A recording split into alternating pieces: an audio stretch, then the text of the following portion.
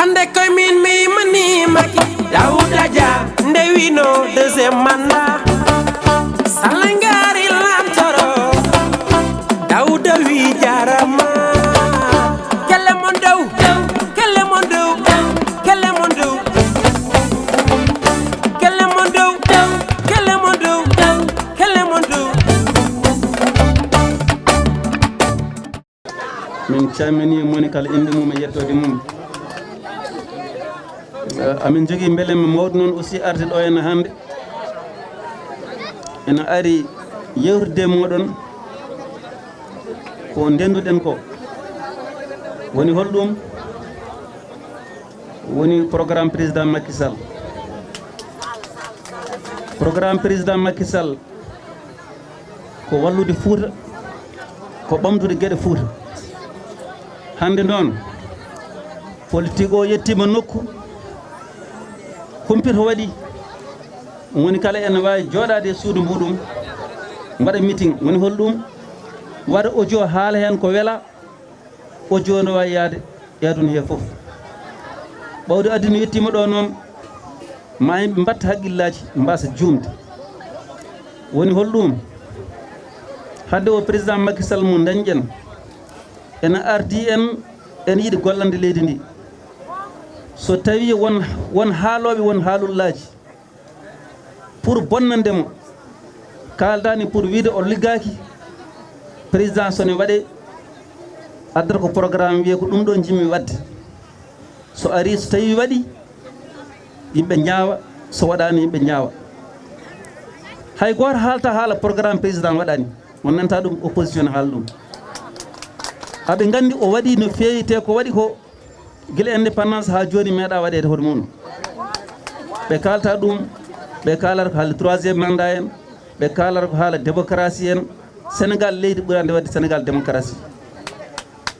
leydi yaha neɗɗo yaaha e radio waɗa direct waksa halat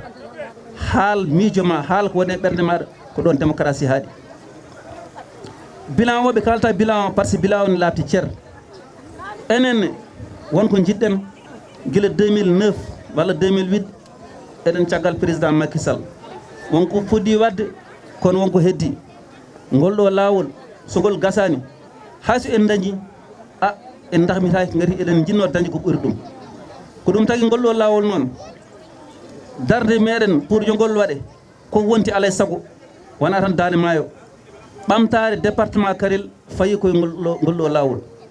par ce que waalo ko ga woni fawru men so lawol ngol heɓama waalo waɗama no foti waade ni remama kala façon ndema ɓurti ko usine aji e magasin ji stockage ko ɗum watte e maayo oroji gummo jeeri en garani carsa en nawa ko ɗum woni fadare meɗen sen keɓani ɗum ɗon en keɓani ko jiɗɗen ko te laamu ɗum woni nafoore laamu wona poste goto yimɓe ɗiɗi yimɓe tata keeɓa poste ujunnaje sappo ujunaje nogas wona ɗum réglata probléme uji yimɓe ɗi waɗata réglé ji probléme yimɓe ko investissement baɗɗo important waɗe taw janggo jaam hayso laamu ngu yeehi investissement on nafa diwan on nafa nokku o ko ɗum woni haare meɗen hakkude bow e soringo jiiɗen ko waɗe lawol waɗe pom tawa ganduɗa hoore maɗa hankkadi so neɗɗo ummima jeeri e ndungu e ceeɗu dabbuni fof en wawi yaade waalo so neɗɗo ummima waalo ndungu e ceeɗu dabbuni fof ne wawi yaade jeeri ko ɗum woni ko gouvernement wawi nafde e lycée ji e école aji e hôpitaux ji e aéroport uji ko ɗum woni politique nafata kono mana min keɓade poste uji min jalti min payitoyde min keɓani contrat ji min jalti min payitoyna sa yeehi toon ko toon ɗum tawata toon par ce que hay laamu goto wawa hokkude yimɓe foof contrat ji wawa wonde te ɗum wona fandare laamu aussi fandare laamu ko liggano yimɓeɓe kono nafa ɗumen e nder ko ligganoɗaɓe ko ɓe mbawa ɓamtade hen kamɓe mbawa wuurde ko ɗum hande combat meɗen ko mbimi ko ɓuuri hen himmude e département de Kanel min foof so jii kala responsable gonnoɗo ɗo hen e département de Kanel nan ɗo hen kala mon jiyani ɗo hen tawan koye auto he woni dañani place kono kamɓe fo heɓen ɗo hen ko tan suuji ɗiɗi wonno e département he hande ɗum Allah itti ɗum ha laaɓi e ballal Allah min fande min gar ɗo hen monsieur Mamadou Talla nan ɗo hen jooɗi e kala responsable gonnoɗo ɗo hen nan ɗo hen ko min jiiɗi yaadude yimɓe jiimin ganda darde wona darde amen ɗan ko darde meɗen enen foof koto daranɗen ko président Macky Sall ɗum ɗon soɓe gari ɗo hen hande wona campagne min gari tan ko salmide on e juurade on e wiide on oɗo élection wona élection Daouda Dia wona élection Mamadou Talla wona élection goɗɗo ko élection président de la république son excellence Macky Sall pour yettina anni makko e Fouta yettina anni makko e département de Kanel ko ɗum min jinno yettinde on min calmini on fof min jaarima on min juurima on moni fof inde mum e yettode mum ko haaltene fof haalama questeur haali DG haali haalnoɓe fof kaali mo kono noon taadi en gari tan eɗen belti min jiwona miɗon belti minenne kadi amin belti no beltoroɗon ni son mbiyo min kaal tan min kaala hen seeɗa mais ɗo haali joni ɗo o woni mo ganduɗa so hokkima a hastima o hokkima a wottima so wima hirande wonko jogori addande ma fot hoolade adan wiyeten o Daande Maayo ko courant ala joni wiyete Daande Maayo ko lawol ngol noon haalama haaltama lawol ngol ɓuuri sohlude ɗum wona Daande Maayankoɓe lawol ngol ɓuuri sohlude ɗum wona Daande Maayankoɓe tan nde président mon arata e Sénégal ko wiyete joni so neɗɗo ummima Dakar ne ƴetta autoroute nde président mon président mo cuɓi ɗon président Macky Sall nde o ari nde o tawi autoroute hanno ko Diamniadio joni o addi ɗum ha Touba seɗen gara ɗo joni ene yaawi président mon nde ari nde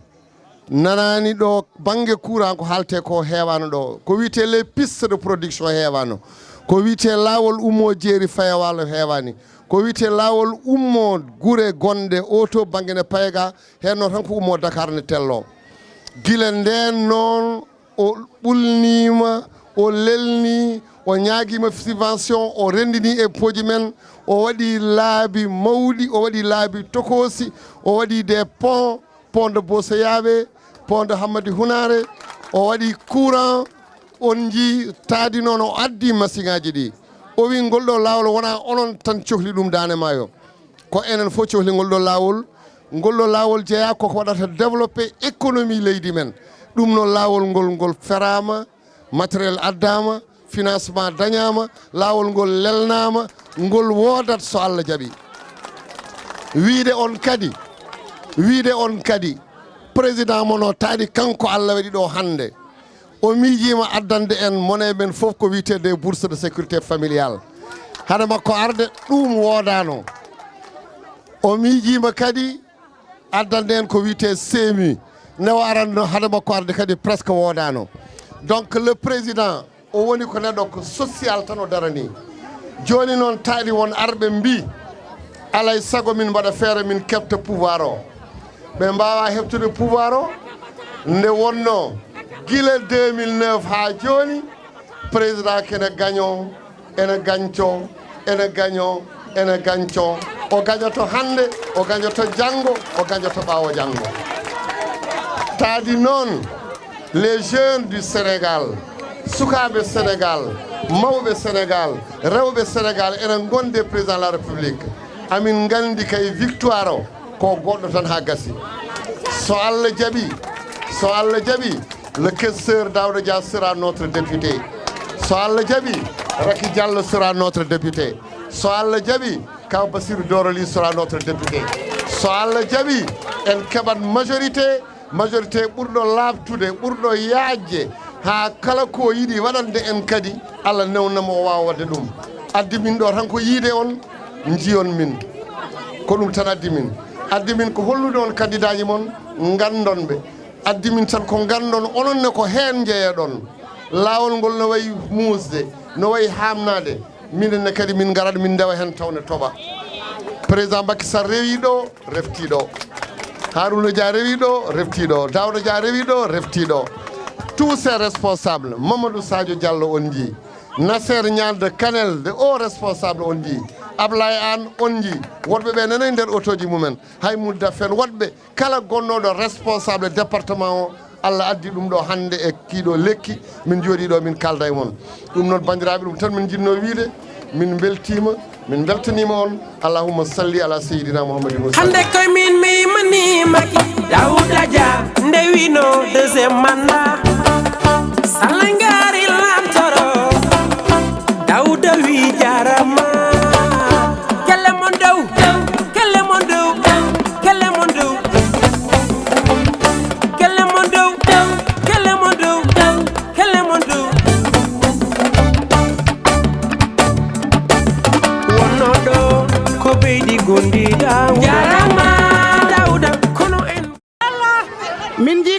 mobilisation rewɓe waɗɓe fayida ɓe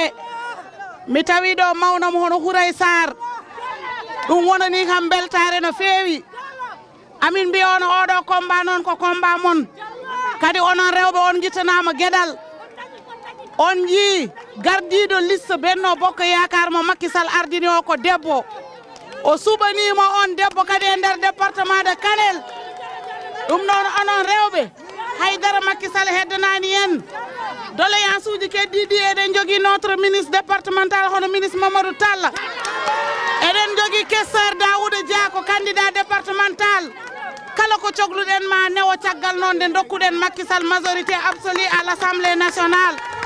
Allah jarama on jarama mi weltanima Allah mi weltanima on bandiraɓe barmacal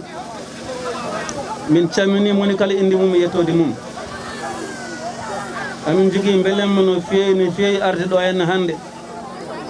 tawa kadi ko minen kala responsable gonoɗo ɗo e département de Kanel ko minen mbaɗi doggol min gari ɗo henna yewtide moɗon ko addi min ɗo ngolɗo lawol fof noon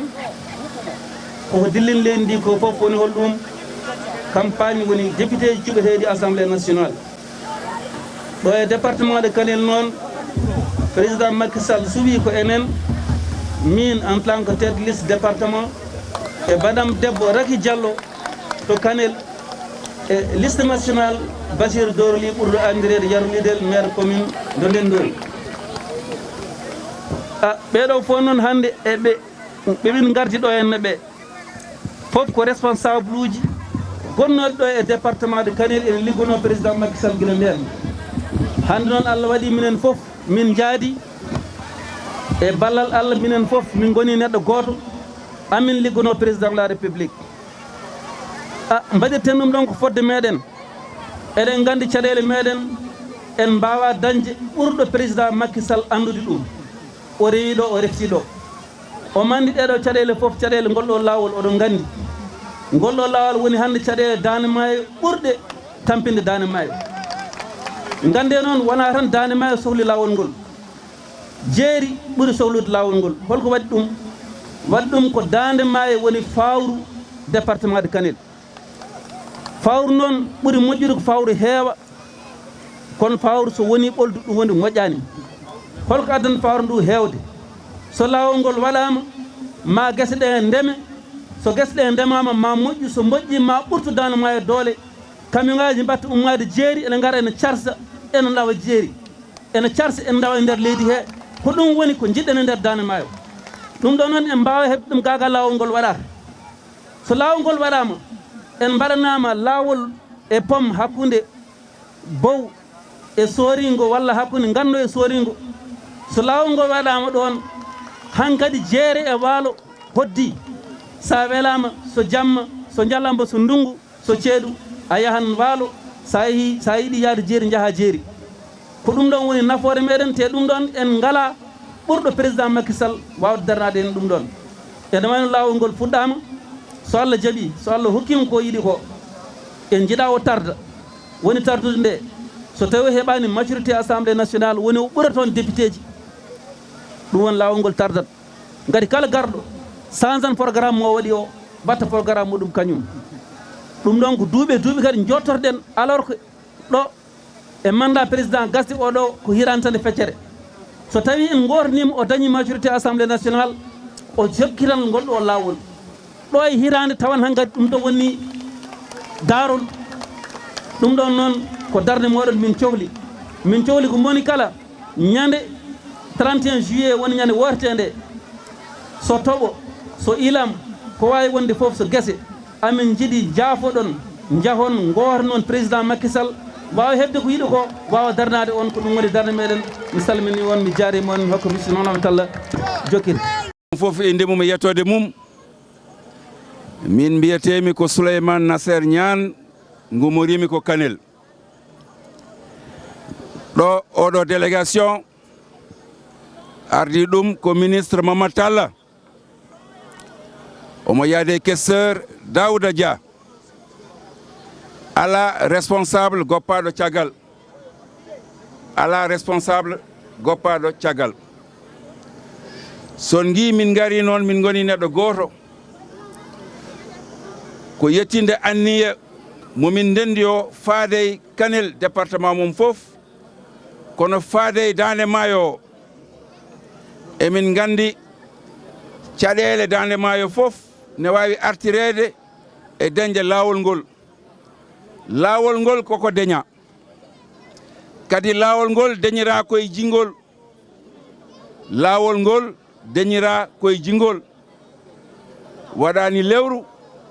ministre mo ganda ko kanko Macky Sall yamiri yo reen no laawol ngol waɗirte e no gasiri no ɓuri yaccade. On ministre wiyete ko Mansour Faye o ari ɗo ko ɓoyani omo yaade responsable uji ɗi ganda ko responsable région o. Son gi mi wi on deñira koye jengol président wi so deñino sago mum hade élection ne haale ɗo taw laawol ngol gasi.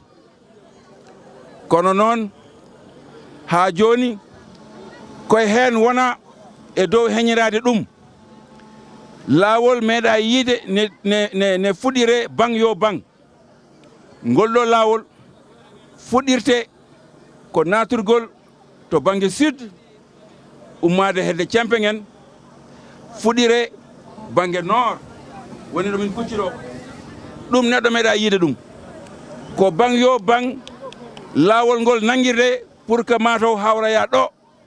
to wuro ngo onon fof gandon ngol laawol poɗɗo waɗede e duuɓi ɗiɗi mataw ko jaasi hitande ma ngol laawol waɗe. So ɗum ɓenni komin garani ɗo ko onon ɓuri min dañde pellital e ko faade ɗum ko banggue wotante noon ko Macky Sall. Wotante ko Macky Sall kono Macky Sall députagal meeɗa waɗede taw o itanani département men Guédal. ɗo gonɗen ɗo tête de liste département o ko questeur men Daouda Dia.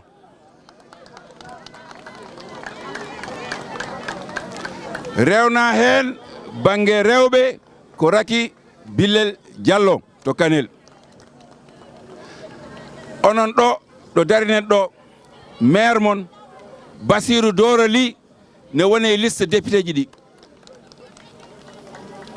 e woɗɓe nden noon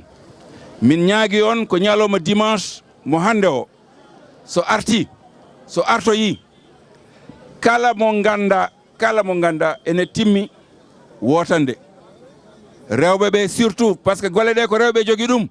poɓane rewɓe.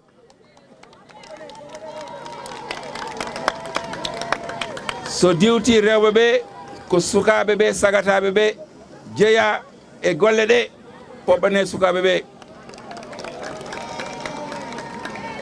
Kono noon ala mo ridda e golle ɗe. Hay onon sukaɓe tokoson mo giyanmi ɓe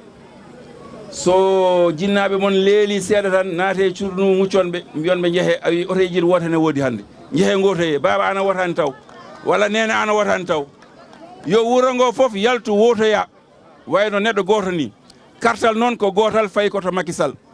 So fayi to Macky Sall golle ɗi coyniɗon ɗi fof inchallahu rabbi ma Allah newnu gasa no ɓuuri yawide ni.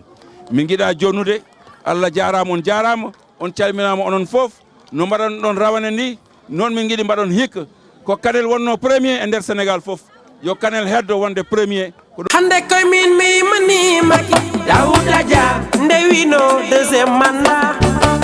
salangari lamtoro Daouda wi jarama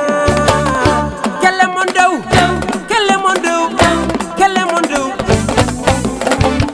kelle mon dow kelle mon dow kelle mon dow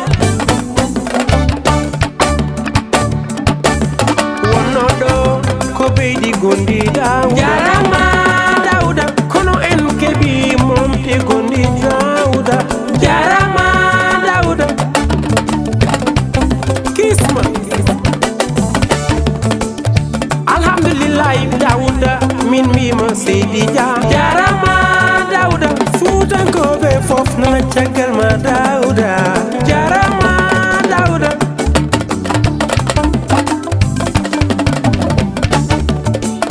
kelle mon dow kelle mon dow kelle mon dow fadi e ali fadi samba jam e samba kadi jam e ali jam ɓeɗo puɗɗi horndolde ko ɓe puɗɗi horndolde ko ɓe gadi e horndolde ko kañum ardi jeunesse fewni ha moƴƴi haydara bonnani horndolde foof ne laaɓa ɗum eɗen jetta Allah noon ɓaɗo noddama ɗo hande mi wona kewɗo ene haala par ce que temps o hokkani ko ɓaɗo hokkama noon ko guiƴam ko sekilam ko Moussa Demba Amadou Kaggu Samba jam fadi fadi Samba e Salif Samba jam fadi e Ali fadi Samba jam e Samba kadi jam e Ali jam ko président jeunesse pewnuɗo mo bonnani ko kanko jogui pen jeunesse tawa hande kala ko fewne wuuri he hande koko fewnata o woni Moussa Demba a jarama Allah jarama jam hoto pati Allah e ko dari ɗo ko e haala premier questeur à l'Assemblée nationale Daouda Dia nde o haade makko yettade ɗo o wino ɓuuri sohlede wona mobilisation kewɗo o nde warata nde joni nde noon o wimi o sohla ko yimɓe yo jiiduɓe kamɓe eɓe jaada eɓe gondi hono no wayi joni ni Daouda wi ko ɗum ɗo sohlano hen kala arɓe ɗo yo jii Mamadou Talla Bassirou Doroli directeur général CMI Bocar Daf e Daouda Dia ɓeɗo fof enen gondi enen jaada ɗum kala hen mbiyaɗo holi o wiyata ko Sadio Diaw kamɓe fof emen gandodiri tugguiɗo questeur ɗo e mon ami monsieur le ministre Mamadou Talla ko sehlam hewɓe ganduɗa komin sehlaɓe no fewi questeur noon kañum ko spécial tugguiɗo haymurɗo ɗo basum ɗo ha yetti Hasmi basum ɗo ha yetti ɗo monsieur le maire Worɓere ɗo ari Hawwa Dia ha raki billel yetti premier questeur Daouda Moussa Dia Bobo Kecci joom jamanu Daouda Dia mbaɗa salminma ɗo maɗo mi dartata ɗon seeɗa mbaɗa salminma e martabaji ma ɗi foof questeur à l'Assemblée nationale tawi ka dañi martaba wona questeur Assemblée nationale wanma hokkuma martaba ala ka joguiɗo martaba avant questeur ne sohla questeur tawi questeur dañi martaba mum ka jibidinaɗe martaba mum diwan o ne anduma guila 2009 yimɓeɓe en teskima guila 2009 golle ma ene jiiyeɗo guila 2009 haala ma ene nane ɗo guila 2009 haalde haala ma e nder diwan he wona interdit par ce que haɗa saabu ko gonga koko woodi mo haalani ko woodi kalta koko woodani tinne kalen ko woodi monsieur le maire mi salminima monsieur Bassirou Doroli omo andi mbaɗa andi min gollidi mbaɗa andi mo omo andimi ko heddi ko ɗum wona haydara kono komin golliri ko ɓuuri hewde nafoore e ko heddi ko Bassirou Doroli mbaɗa andi mon feewi emin jewtidanno jewte baɗɗe fayida jewte luggiɗɗe Bassirou Doroli monsieur le maire de Kanel Haymour Daf a salminama en calmini directeur général meɗen mo seemi Bocar Daf oɗon gandi holi kanko mo andi on en calmini en jiyani ɗo directeur général LONAS Amadou Samba Kane kono so tawi en jii monsieur Daf eɗen mbawi wiide Amadou Samba Kane ɗon ɗo joni noon en gari e président conseil départemental mo Kanel o wi koyɗe mabɓe ɗo e hornolde ko jaam tan o wi ko haalande hornolde naaɓe ko kewi kadi ko ganduɗon o wi gati oɗon dari e ɗum o wi ko ɗum gonɗon e wadde addimi ɗo e hornolde ko andin ɗon hande o wi ko darde président Macky Sall addimin ɗo hande holko woni sababu ɗum o wi sa yi ministre éducation nationale Mamadou Talla a yi Daouda Moussa Dia maire commune holko yere kadi ko questeur à l'Assemblée nationale ɓe nangodiri ɓe goni neɗɗo goto o wi ko ɗum min gari holluɗon ko nananon ɗon ko o wi wonti gonga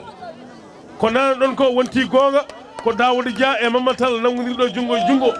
ɓe ngari lomtade ɗo président de la république o wi haaju maɓɓe ko goto yidde nde ko wotere kadi sohla ko goto o wi ko ɗum addi min ɗo hannde haalande on hornolnaɓe gandon ɗum hannde o wi ala Daouda Dia ala Mamadou Tall o wi ko président Macky Sall tan o wi ko président Macky Sall tan o wi ko président Macky Sall tan o wi jamma ko président Macky Sall ñalawma ko président Macky Sall o wi ñande dimanche ñalawma hannde o so arti o sahaa joni o wi yataw laaɓiɗo e hornolde o wi oɗon gandi komin ndendori o wi eɗen jogui ministre Mamadou Tall eɗen jogui président conseil départemental Ablayane o wi eɗen jogui questeur à l'Assemblée nationale o wi eɗen gandi kay lekki haali koye cate o wi ñande woto o wi gañoɗen ɓe kamɓe foof mbiyen en ƴetti victoire commune ndendori ƴetti wiw o wi o yiɗi ko commune ndendori ƴetta wiw e nder département o ko ɗum o ñaagui hornolde mbaɗen o wi te hornolde naɓe so tawi on jaɓi ɗum o wi woni gasi Allah jarama on jarama a jarama monsieur le maire candidat liste national e so tawi ne wiyeteno Daande Maayo ene hulɓini onon nde on kollirani ɗum komin gummi faade joni kala ɗo min gari ko mobilisation vraiment haala ka fo ardiɓe haalde ɓe kaali ɗum so tawi ƴewannoɗen ko unité woni dendal e kawral Allah waɗini en ɗum e gardogol ministre meɗen Mamadou Racine Tall coordinateur comité mo électoral départemental candidat meɗen gardaniɗo en département komo ganduɗon hono premier questeur Daouda Dia Allah waɗani kam no min teddugal duusodirde makko e liste gonaɗo o min woni bandi ko debbo mo yaadi hen maire moɗon Basirou Doroli woni candidat liste national ɗum noon président de la république ittani en gueɗal saabu ɗiɗo député ji jogorɗi yaade so Allah newni ko kañƴe goni haaloɓe probléme aji ɗi joguiɗen jeeri e Daande Maayo ko gotum amin gandi caɗele gonɗe ɗo henna kono inchallah caɗele ɗe fof ma réglé réglata caɗele ɗe noon ko dañen majorité absolue à l'Assemblée nationale woni daaɗe ɗe jiɗɗen au niveau assemblée ɗe Macky Sall ɓuura toon daaɗe ko nden mbawaten réglude probléme aji gonaɗi ɗi ko limtuɗon ɗo fof e caɗele so tawi o ɓuurani toon daaɗe en mbawa addude toon ni saabu sen gaddi toon safretake saabu so tawi habdiɓe ɓe ɓuurimo daaɗe so tawi en gaddi ko way noon ma ɓen mbi ɗum wona priorité ƴeewen hôpital toon to Dakar to ko ɗum woni ɗum ɓuuri wonde priorité e fewnude route de Daande Maayo ɗum noon enen fof woto ngamen 31 inchallah jehen gotanen président men ken gagnotoɓe département de Kanel mais goten massivement pour naworen liste makko au niveau national ɗum noon onon rewɓe kadi mi nani daaɗe mon ko kalɗon mawni men honorable député Nene Mariam o liggimo yaadani e gacce enen ne ñaagoɗen Allah yo Allah hokku en wadde ko ɓuuri ko waɗi ko ha hande ko ɓamtare tan joguiɗon ko député ji moɗon jogui ko onon joguiɗon ko ministére uji mon jogui ko onon joguiɗon ko responsable uji mon e maire uji mon ɓenne kadi jogui tan ko population o Allah jarama on jarama merci andiraɓe honnodenaɓe questeur wi salmini on Daouda Moussa Dia maire commune holko ƴere o wi omo sali o fuɗɗora salminago maire commune Ndendori hono Basir Dorli o wi kadi omo salmina joom wuuro hornolde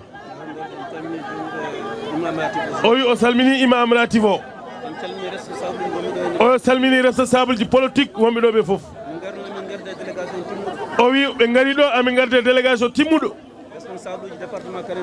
o wi responsable uji département Kanel fof gari ɗo o wi oɓe garde ministre men Mamadou Tall o nen ɗo jooɗe délégation eɗen garde honorable député Nene Mariam Kane omon ɗo jooɗi e délégation eɗen garde président conseil départemental mo Kanel won Ablayane eɗen garde au conseillére hono Safiatou Dia di Kandiel Dia conseil économique social et environnemental eɗen gardi e conseil économique et social environnemental hono hay muddaf eɗen gardi e maire mo Kanel wono Mamadou Sadio Diallo eɗen gardi kadi en ardi délégation maire commune mo Ndendori hono Basirou Dorli eɗen garde maire mo commune mo Wodo Bere Alseni Mamadou Ndiaye eɗen garde directeur semi hono Bocar Mamadou Daf premier adjoint maire commune Ndendori eɗen garde directeur hono Nasser Niane oui eɗen garde Raki Diallo candidat men liste départemental mo Kanel Bende Boko Yakar o wi eɗen garde e Mbodi Dabo au conseiller o wi eɗen garde Idi Nia eɗen garde Alsane Mbengue amin gardi e kala responsable politique mo jaune e rewɓe e mawɓe fof enen ɗo e madame le maire commune mo Ndendori woni Hawa Moussa Dia o wi so jii o limti yimɓe o wi oɗon kaani haalede so tawi on gari e délégation kala mo limtani o wi ma taw ko noon golle mbayi paranaka guilanan kono ko noon golle mbayi kono kañum adi limtede kono goto foof inde mum e yettode mum e liste o ko andinde en tan o wi ko nan ɗon wiyaɓe kawriti ko ɓe mbiɓe kawriti ko o wi ɗum koye ko gonga o wi ɗum ɗon wona haala politicien walla haala ñagotoɗo o wi kamɓe fof aɓen ɗon deggodiri e délégation o wi goto fof darde muɗum ko yo en gaño goto fof en dari e nokku mum beele ɓuura gañade e nokku goɗɗo o wi ɗum noon so tawi ɓe gari aɓe poti hollede yimɓe ɓe gari o wi ɓe beltima noon e koɓe tawi ɗo e hornolde woni jaɓɓogal tawagal ɗo e hornolde e o mobilisation tawaɗo ɗo e hornolde o wi ko ɗum tan min gowno tawde ɗo kadi bettani min nde hornolde o wi min calmini responsabuji amen politique adjoint au maire hono baniraɗo debbo hono Mayram Balade Niang o yo salminima o wi bama Balade Niang koye hilifaɓe ɗo wonno o wi so tawi a lomtima bamma wallahi bettata hay goto o wi en calmini Sadio Diowre Diaw o wi kadi Sadio ko sehil de oɗon gandi kadi ko ɓoydaɗo o wi o salmini Mamoudou Ifra Niang arani kono ene ɗo o wi o salmini sehil makko Samba Gueye sehil amen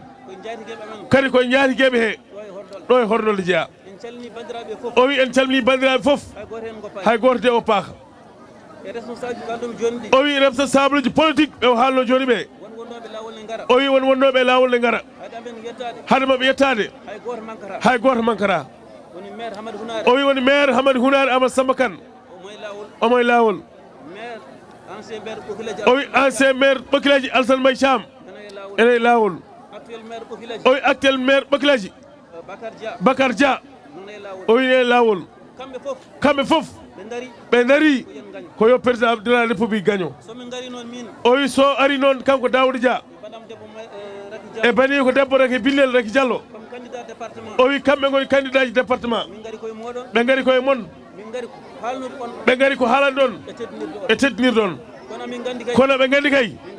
ɓe garani campagne o wi gati ndere boowal o wi ko enen gondi noon wori o wi o meeɗa yawade on hay saha goto ande ɓe meeɗa yawadema hay saha goto o élection noon ko élection mo ganduɗa ko élection président de la république o wi gonga Daouda Dia woni candidat gonga Raki Diallo woni candidat o wi liste national ko Basirou Dorli o wi ɗum fo de andinde yimɓe so président dañani majorité ha so enen tan gañima o wi ɗum nafani président de nafanima kanko Daouda Dia kamɓe nafata président boni kala yo dara woota so wooti hay goto wasa oppude kartal mum caggal enen fof goten gañoɗen e liste national Basirou Dorli nata o wi keɓen taro candidat ji kañumen fof naati ko ɗum woni ko jiɗɗen eyi heddi ko eyi eyi heddi ko ko doléance uji kallon ɗi o wi doléance uji kallon ɗi mbirni hen seeɗa o wi nanama banggue lawol ngol kam o wi banggue lawol ngol minen jeerinkoɓe o wi minen jeerinkoɓe ɓuuri sohlude lawol ngol o wi sibu lawol ngol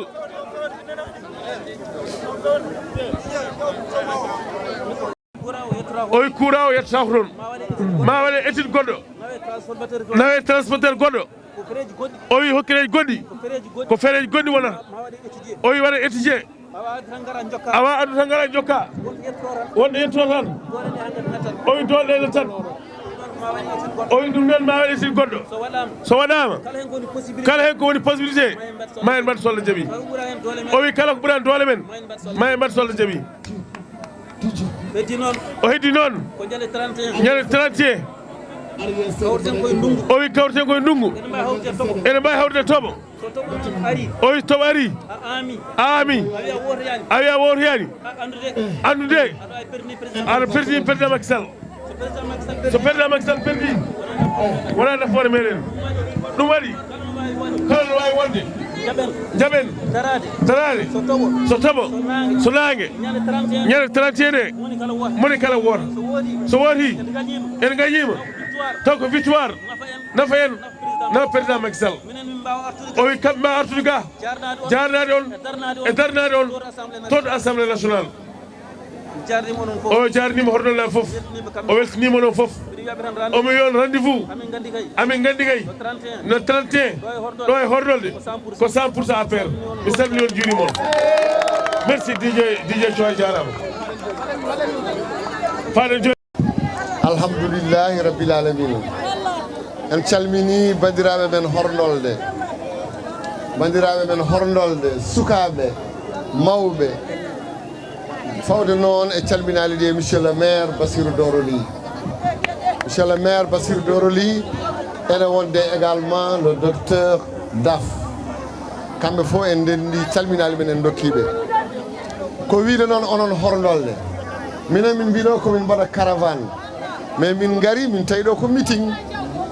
on gari no yooɗi ene feewi oɗon keewi oɗon keeɗi weeli min keeɗima haala ka weeli min calmini horndolde naɓe kala noon garoɗo hannde emo dañani arde ko wiide on tan ko fonno haalede ko heewi hen haalama addi min tan goo ko jiyon komin mbiyanno komin gootum ko jiyon min mine Daouda Dia junngo e junngo amin dardi woni goo deuxiéme point gadduɗo min o komin gara min kolla on candidat ji men candidat men ko Daouda Dia candidat men ko Raky Diallo candidat men ko Bassirou Doroli ɗum woni deuxiéme élément o troisiéme élément gadduɗo min o ko wiide on kono wownoɓe gañade kon gañiɓe gila hanki taw wona hande mbaɗeno ngonon wadde ni gañoɗon le 31 inchallah ɗo campagne ala ɗo Allah min garani ɗo pour namdade taade yimɓe fof ndenti woni neɗɗo gooto woni darde woote woni yiyande wotere en ndendi ko jiɗɗen ko komin jiiɗi ko ɗum jiɗɗon ko jiɗɗon ko ɗum min jiiɗi ala ko darni on gila 2009 ha joni so wona président Macky Sall onone mum en 2009 onone mum en 2012 onone mum en 2019 onone mum e législative onone mum e également kala ko faati e consultation kala bawnoɗo wonde ɗum noon ha aduna gasa ko onone président Macky Sall ɓe mbi régime rewino ɗo gila e temps le président Léopold Sédar Senghor Abdou Diouf Abdoulaye Wade ɓe ligguima koɓe mbawno kono nden kaɓeten ɗen ko banggue courant président Macky Sall ari o waɗi ɗum hande hara men gonguira e gonga ko lawol ngol ko tali o gila Matam ha Dembankani mais so tawi projet windama projet fewnama o jaɓama budget o wootama budget o naati masiŋaji ɗi ngari ɗum noon mbiyan tan otomo yaadi hen lawol ngol jogori wodde nde wonno président men meeɗani haalde ko waɗani ko wiide on tan so Allah amin belti on kaaliɗo joni noon haala lycée on kaali haala collége gonɗen koye commune Bassirou Doroli rawane erawandeya semme wi ene yiɗi lycée dokkuɗen ɗum horkoƴere wi ne yiɗi lycée dokkuɗen ɗum ndendori wi ne yiɗi en dokki yarimale wi ne yiɗi en dokki duune wi ne yiɗi en dokki ɗum noon so tawi monsieur le maire o namdima président de la république wimin collège de proximité lycée de proximité namdiɗo ne jogui leydi ne jogui boowal min gaddano on lycée o saka noon min ko ɗo jeeyami so namdima mi hokka mum sa wi Sinthiou Bamɓe a wiyat Hordolde sa wi Kanel a wiyat Hordolde oɗo département woni ɗo tan ko bandiraɓam Sinthiou Bamɓe bandiraɓam fof nan ɗo ne gombi Sinthiou Bamɓe ne ndesa ɗo ɗum noon monsieur le maire yo hokkam demande o so hokki demande o mbaɗen ko heddi ko banggue courant o questeur haali kala ko mbawɗon sohlude président de la république miijodiɗo on bourse de sécurité familiale bourse en gandano ɗum o addani on président de la république miijanoɗo on seemi ko en gandano o addi miijiɗo haalisa waɗe distribué nder galleji en gandano o addi ɗum noon kala ko Fouta wawi sohlude o waɗat o heɓata ɗum noon ko yata on dokkima majorité ɗum noon eɗen mbawi wiide Daouda Dia ya jogoro jaam Racky Diallo yo jogoro jaam Kaw Bassirou yo jogoro jaam président de la république président Macky Sall ko on woni candidat ko président Macky Sall yo jogoro jaam eɗen syrien haaloɓe jamma e ñalawma enen duka enen mbiya mamin keptu majorité ɗum woni tan koye dans leur tête kono ɗum wona la réalité o ko président woni ɗo hannde kanko woni ɗo janngo kanko woni ɗo janngo ha yeeso président komo men eɗen jiɗi ɗum aduna o ne yiɗi ɗum sénégal ne yiɗi ɗum afrique ne yiɗi ɗum sukaɓe ne jiɗi ɗum mawɓe ne jiɗi ɗum seeranɓe ne jiɗimo moni fof ne yiɗi président de la république président Macky Sall ɗum noon bravo Hordolde les jeunes de Hordolde les femmes de Hordolde bravo monsieur le maire Bassirou Dorly allahumma salli ala seydina mamadou sallam hande koye min mi yimani Macky Daouda Dia ndewino deuxième mandat salangari lamtoro Daouda wi jarama kelle mon dow kelle mon dow kelle mon dow kelle mon dow kelle mon dow kelle mon dow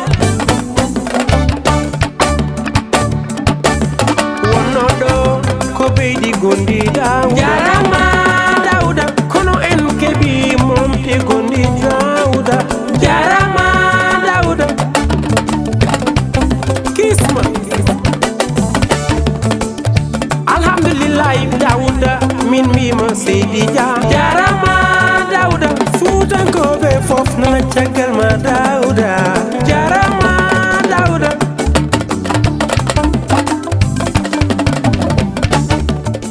jarama e golle mon peewi jooɗi mi ɗirtima on ɗo gila 11 heures oɗon dari hay goto mon yahani donc on tinnima on mbaɗi liggey o ko liggey moɗon ɗum noon gandon président Macky Sall weltanima on ɓeɗo ɓe jiiɗon ɗo hande on jiiɗo ministre Mamadou Talla ne dari on jii questeur Daouda Dia ne dari on jii dendagal responsable uji diwan o commune o e hoore muɗum ha e département o fof nen ɗo on jii monsieur le maire kañum arti ɗo délégation e diwan muɗum rewɓe e worɓe ala keddiɗo ɗum noon ko ɗum woni ko sohlano ko président Macky Sall rendini ɓesgu muɗum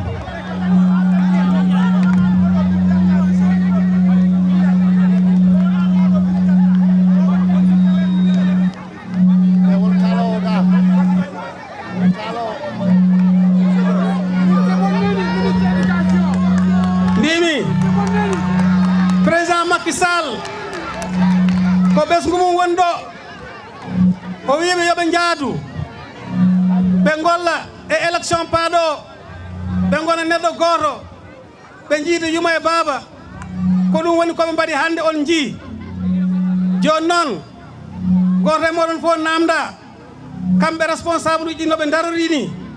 yo on daror noon ñande 31 lewru juillet donc dimanche paaɗo so Allah jaaɓi ko ñalawma woote so toɓi so tawi ne waɗi henndu so naange kala ko wawi wonde on haɗon gotoyde par ce que so on gotoyi ko ɗum woni ko hokkata on laawol ngol ɗo ngol jiɗɗon enen fof eɗen gandi ko ɗum jiɗɗen kamɓe halifaɓe Daouda Dia questeur assemblée nationale o wi haala ka rewi assemblée jaɓama ministre o wi conseil des ministres haala ka rewi toon jaɓama DJ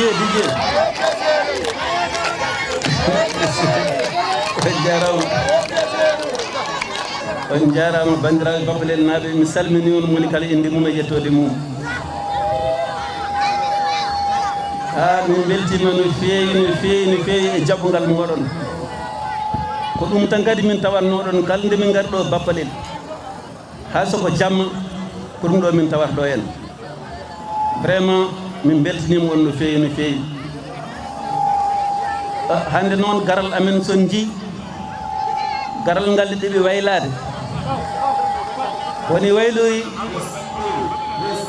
ko nden département meɗen ene feccino seeɗa adan ɗum feccade noon tan ko élection locale so ari moni kala ene yiɗi moni kala fooɗano so moni kala ɗaccani alay soko waɗa poɗodiral ngal poɗodiral hande gasi hande département o fof woni mbuɗo goto rendani président Macky Sall pour heɓ majorité assemblée nationale élection oɗo noon ko élection mo ganduɗa o wona cakane e wonande anduɓe ɓe ko ɗo président Macky Sall wawata gaynude programme mum mo fuɗɗi e nder Sénégal o ko ɗo o wawata gaynude programme makko mo fuɗɗi e Sénégal o ko wayno ngol ɗo lawol ni wotama paari heddi ko fuɗɗede eɗen gandi hande département de Kanel minen goƴa ɓurɗo tampide min hande e min waɗoɓe politique ɓe ko lawol Daande Maayo par ce que lawol Daande Maayo ngol ɗo ko lawol ngol ndenɗen ko oɗon ɓuuri hutorade ngol kono nafoore maggol ko jeeri ɓurata naftorade ngol par ce que Daande Maayo ko kañum woni fawru département de Kanel Daande Maayo so heeɓi lawol moƴƴol Daande Maayo liggama waɗama guese moƴƴe taw wona guese neɗɗo no remi lawol gotol heɓa ronkano yowiri ɗum wona guese min dakkodirani e ɗum ɗon min jaɓani ɗum alo guese nde no gordini min dakkodirani hen min jaɓani ɗum te mamin kawan ɗum ha kala darde mamin daron ɗum ɗon par ce que guese ɗe ene waɗe aménagement kalisaji milliard uji ene mbaɗe hen kono yimɓeɓe donki yo dañi guese he holko waɗi ɗum pourquoi holko tagui yimɓe mbawa remde guese he dañi hen milliard uji mbaɗama investissement boɗɗo dani hewde kono ronkeran yo reme dañe wonko rewani hen lawol ma woni awdi moƴƴani ma woni engrais moƴƴani ma woni machine aji moƴƴani ma woni ronkama yo fuɗɗe nde foti fuɗɗade nde kono en donki yen dañ e guese ko poɗɗen dañi ko te ɗum wona lawol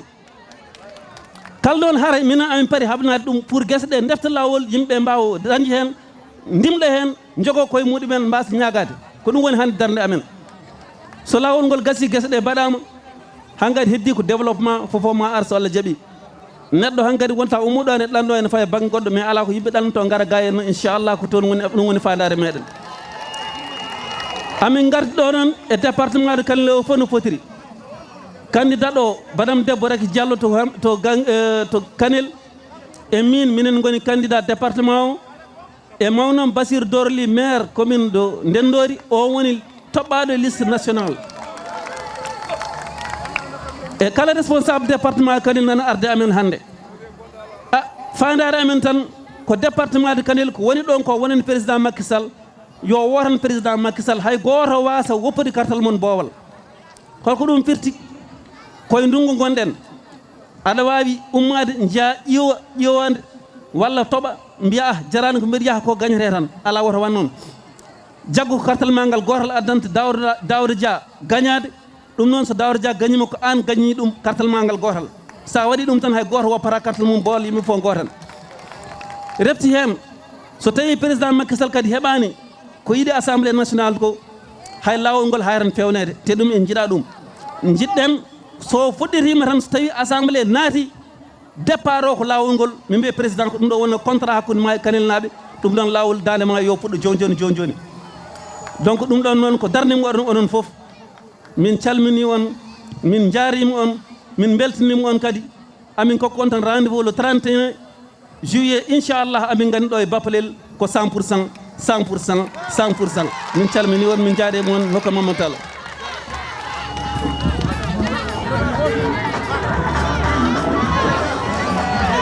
Daouda Dia mi salminimo mais miɗa andi so wonano konko min darta ko ɗo so wonano pour ça konko min darta ko ɗo ko waɗi important ko konko goto addani min dara ɗo mais konko yarni min kala ko wino min mbaɗi ko heddi o fof min gullitima min donki mais ko wi min mamin keeɓo so Allah jaaɓi lawol ngol mamin keeɓ sababune makko mais so wona konko ha joni taw hamin jara ndiyam maayo mais merci Daouda Dia merci 15 heures merci kongo tagi mamin gotan ɗo président 100%. hande koye min mi yimani maki Daouda Dia nde wino deuxième mandat salangari lamtoro Daouda wi jarama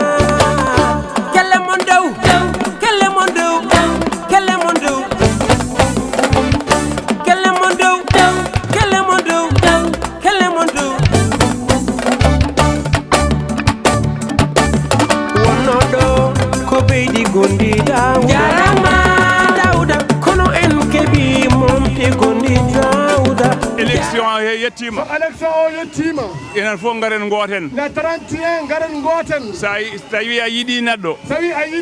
a yiiɗi o gaño yo jarane hunde fof wona ɓiɗi yiɗimo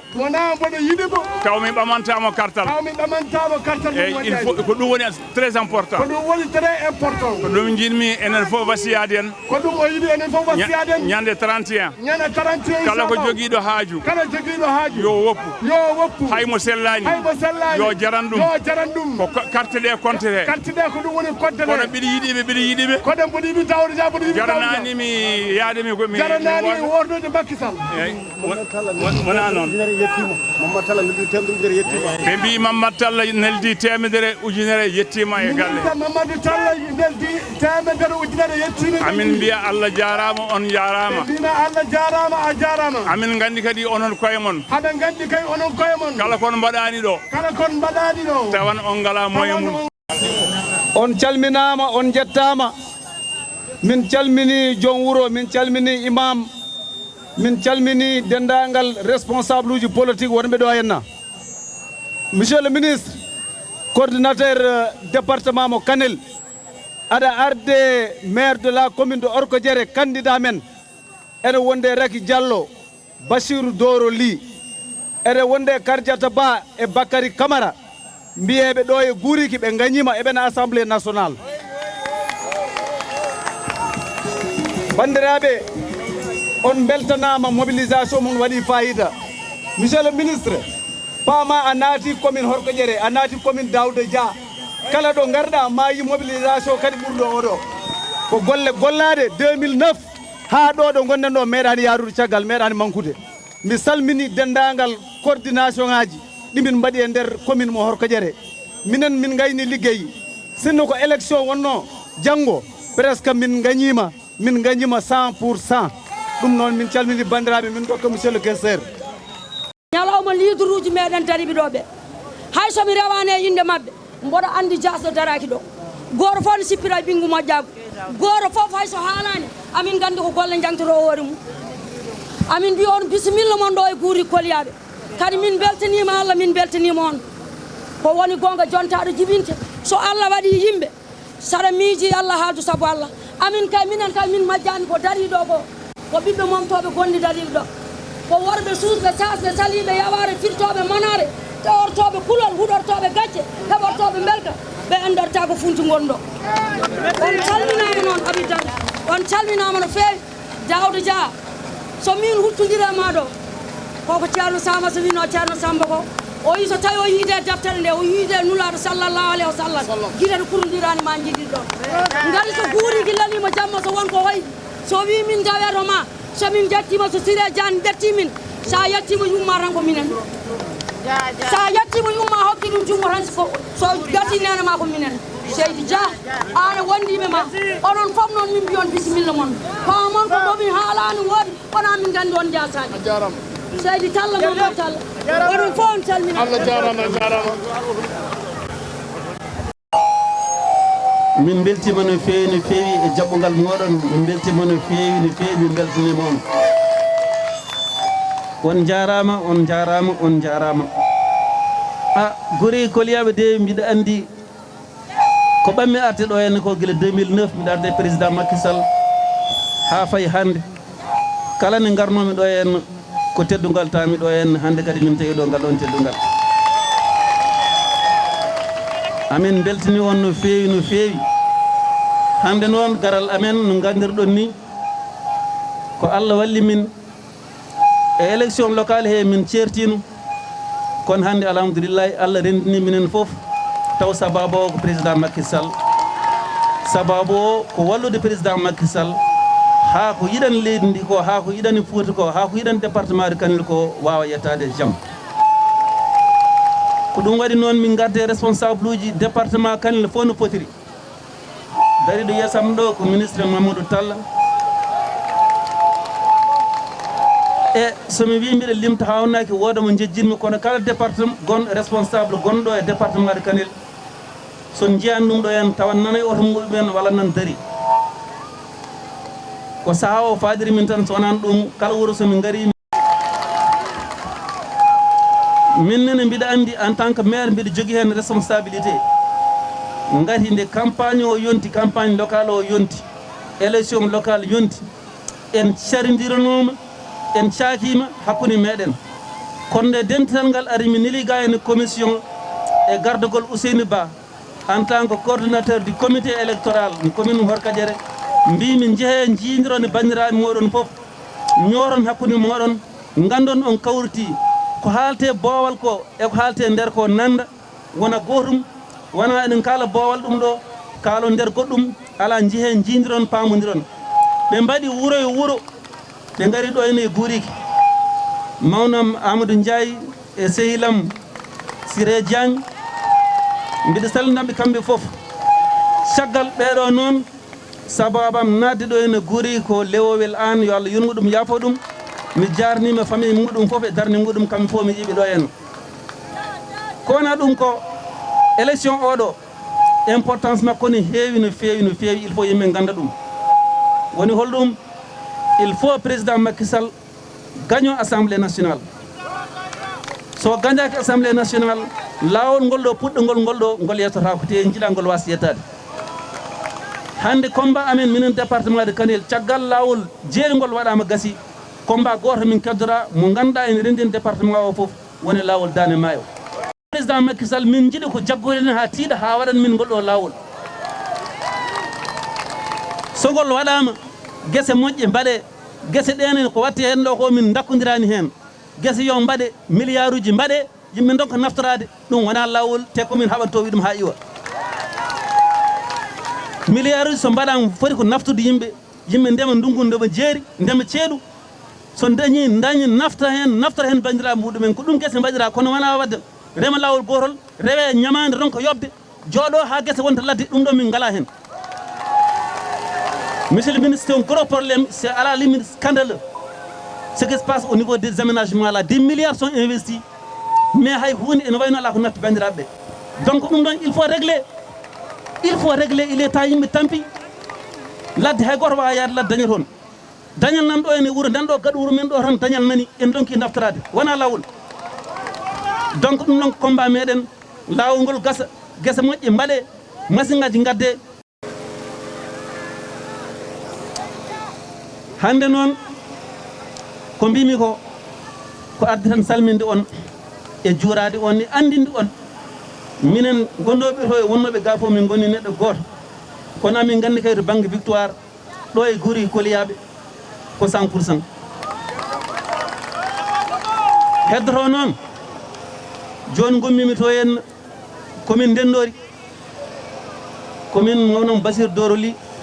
min dewi guure ɗe fof ganno en Barmaci en Horndolde en hamin gari ha Bappalel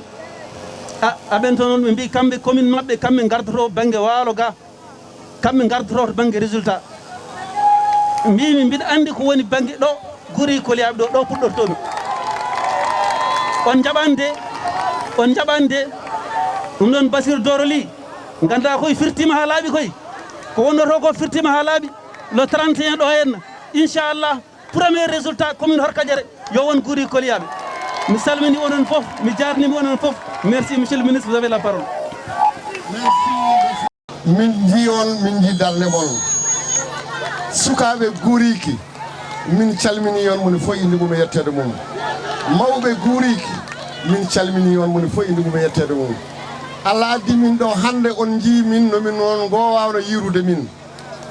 Mamadou Talla Ga Daouda Dia ɗo en face addi min komin kolla on minen komin gotum questeur yiɗi ko président Macky Sall min jiɗmi ko président Macky Sall tous les responsables wonɓe ɗo jiɗi tan ko Macky Sall ɗum noon goo min kolla on komin gotum min tawri on noon nomin jiɗirno tawrude on ene yooɗi ene feewi ene heewi bravo vraiment joni noon mi naate commune questeur Daouda Dia kanko bismoto en ɗo so wiyama noon oɗo commune e ngoɗo wuuro wuuro seɓɓe cuusɓe deeɗi to e France dans la diaspora cuusɓe deeɗi également ɗo e oɗo diwan ɗum noon ceɗɗo dogata ceɗɗo hulata rewɓe mon ne cuusideeɗi commune mon ne heewi doole ɓuye Kadiel Dia ko ɗo Alassane Mbengue to woni ko ɗo Ousseynou Ba to woni ko ɗo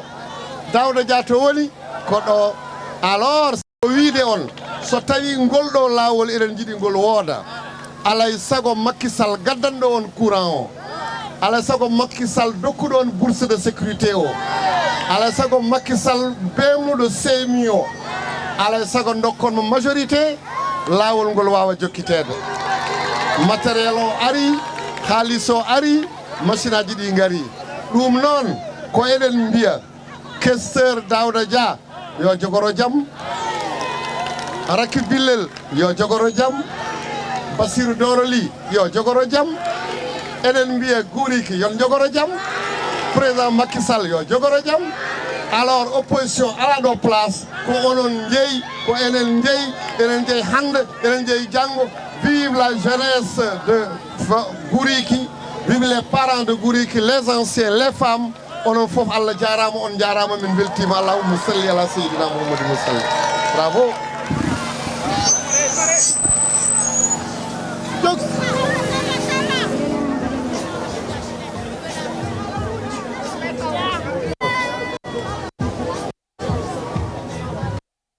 hande koye min mi mani Macky Daouda Dia nde wino deuxième mandat salangari lamtoro Daouda wi jarama kelle mon dow kelle mon dow kelle mon dow kelle mon dow kelle mon dow kelle mon dow wonno ɗo ko beydi gondi jarama Daouda kono en keɓi momte gondi Daouda jarama Daouda kisma alhamdulillahi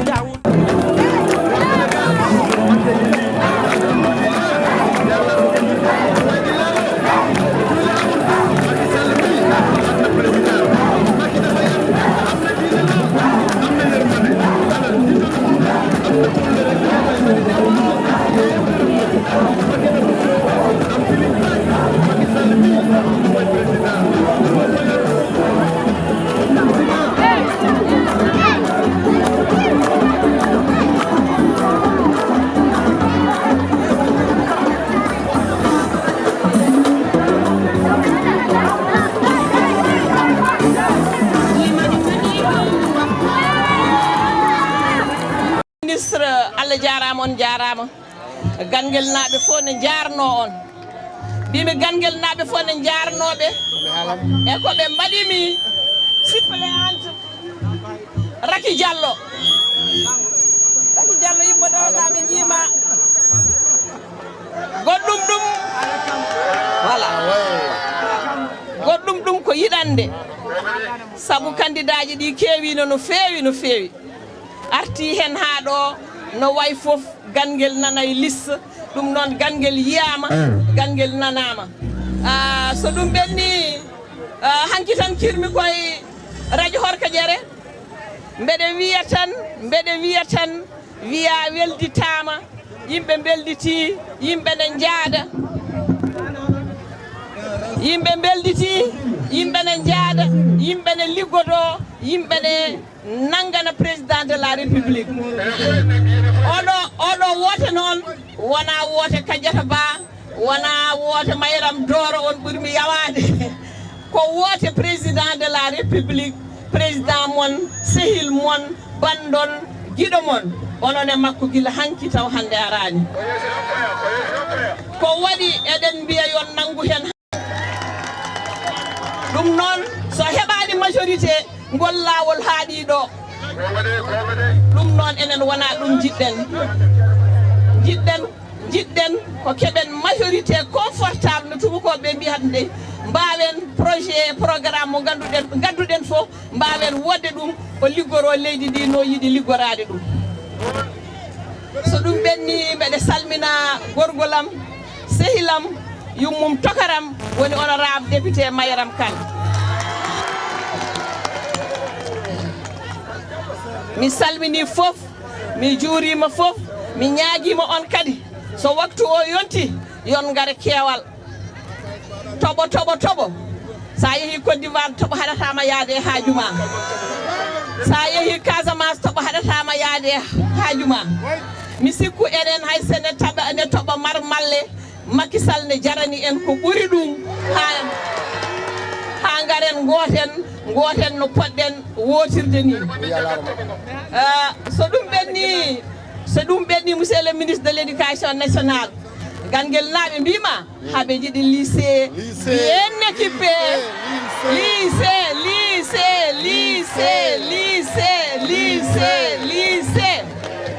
lycée d'accord monsieur le ministre hamin beltanima no feewi somi haale monsieur le ministre mbi guesa mabɓe kesa eyyi ko jiɗɗon hen anani monsieur le ministre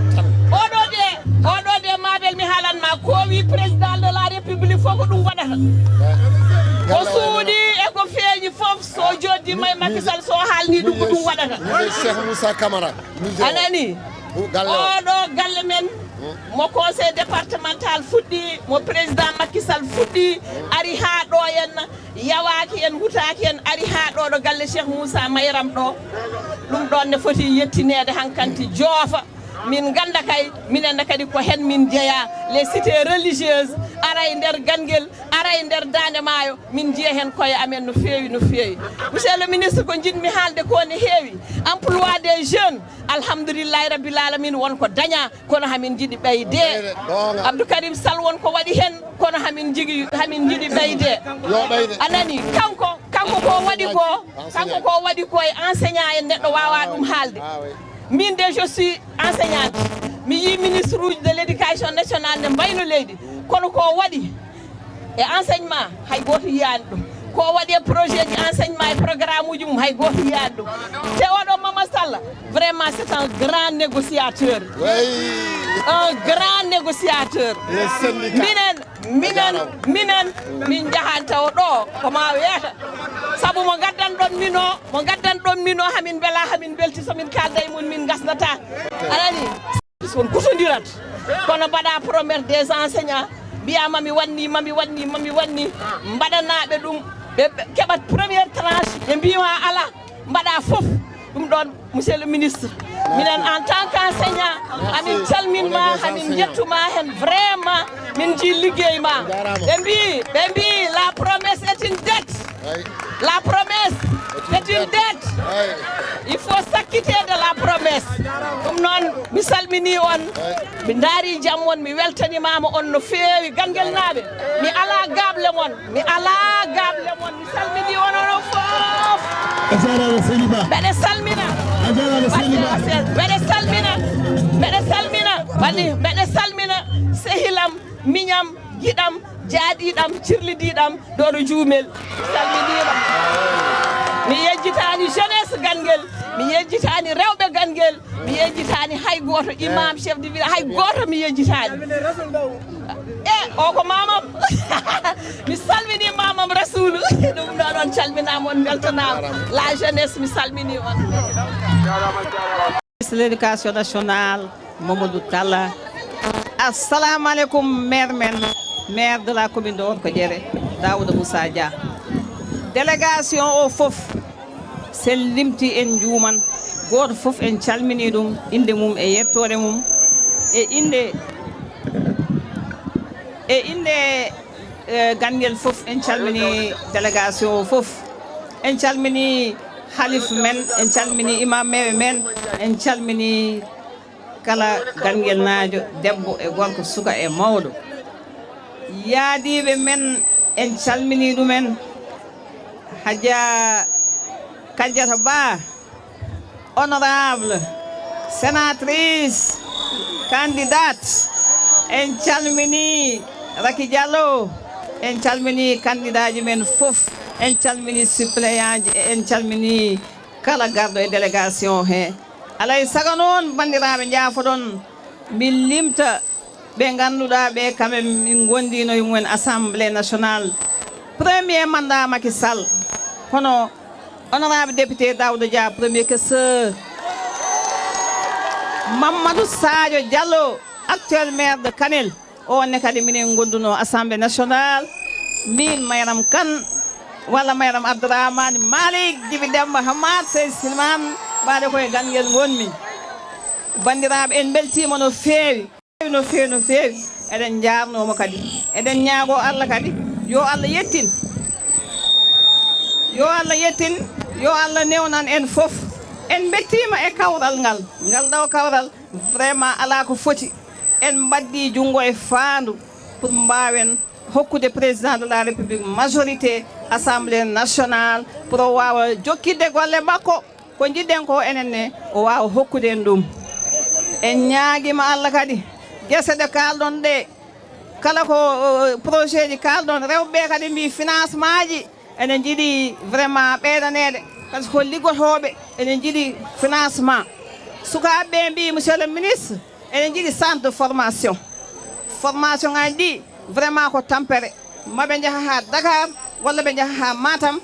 pour formation. Donc emin jaagui centre de formation ngaji nde gonata e Daande Maayo. Merci vraiment, Allah jarama on jarama, yo Allah yobon moƴƴere, yo Allah yettin fof, Kadiata Diaje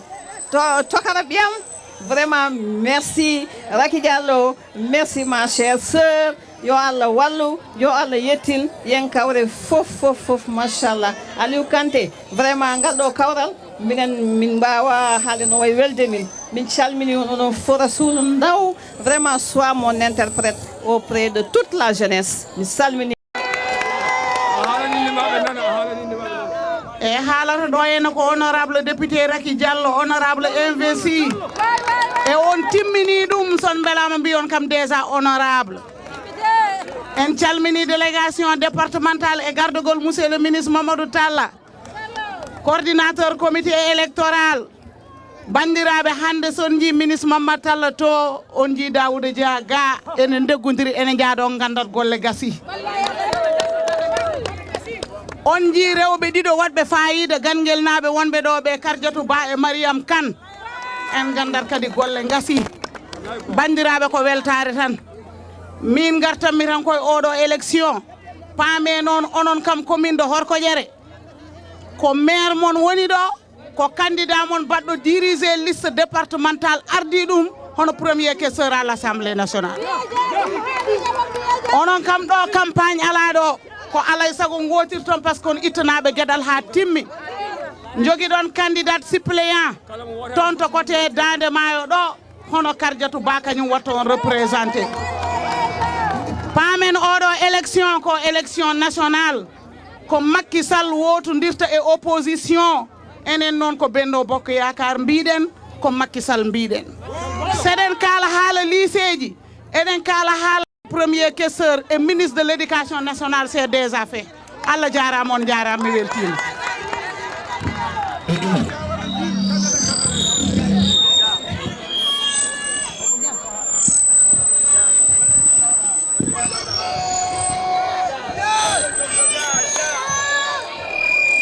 assalamu aleykum bandiraɓe ganguel naaɓe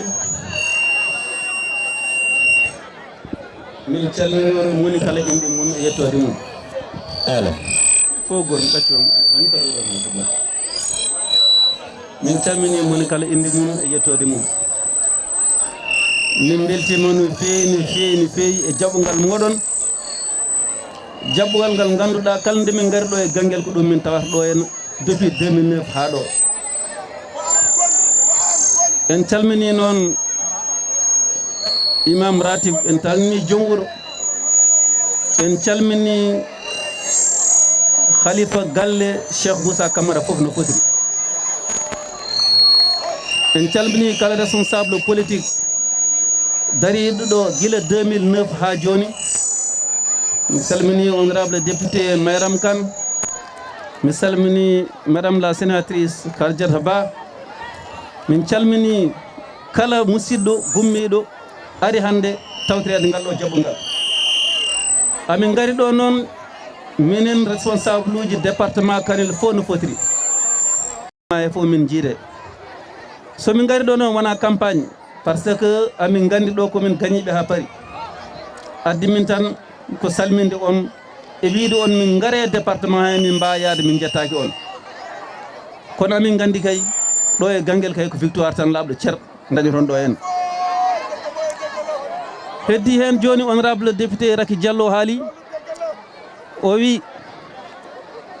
oɗo élection ko élection nationale hoko ɗum firti ko président Macky Sall wotodirte ko kanko suuɓi yimɓe makko kono so tawi yimɓe makko ɓe fof gañaki moƴƴani so laabi o dir ko o wawata hankadi o wawata tiko e Sénégal o yettinore hen lawol Daande Maayo ngol ɗo par ce que amin gandi ngol ɗo lawol so waɗaka kala komin mbawi wadde politique amin mbawi wiide min jiiɗa min keɓani komin jiiɗi ko woni holɗum Daande Maayo mum ko Daande Maayo woni fawru département de Kanel so Daande Maayo heeɓi goudron guese ɗe ɗo mbaɗa won guese mbaɗaɗe ɗo henna cuwata o reeme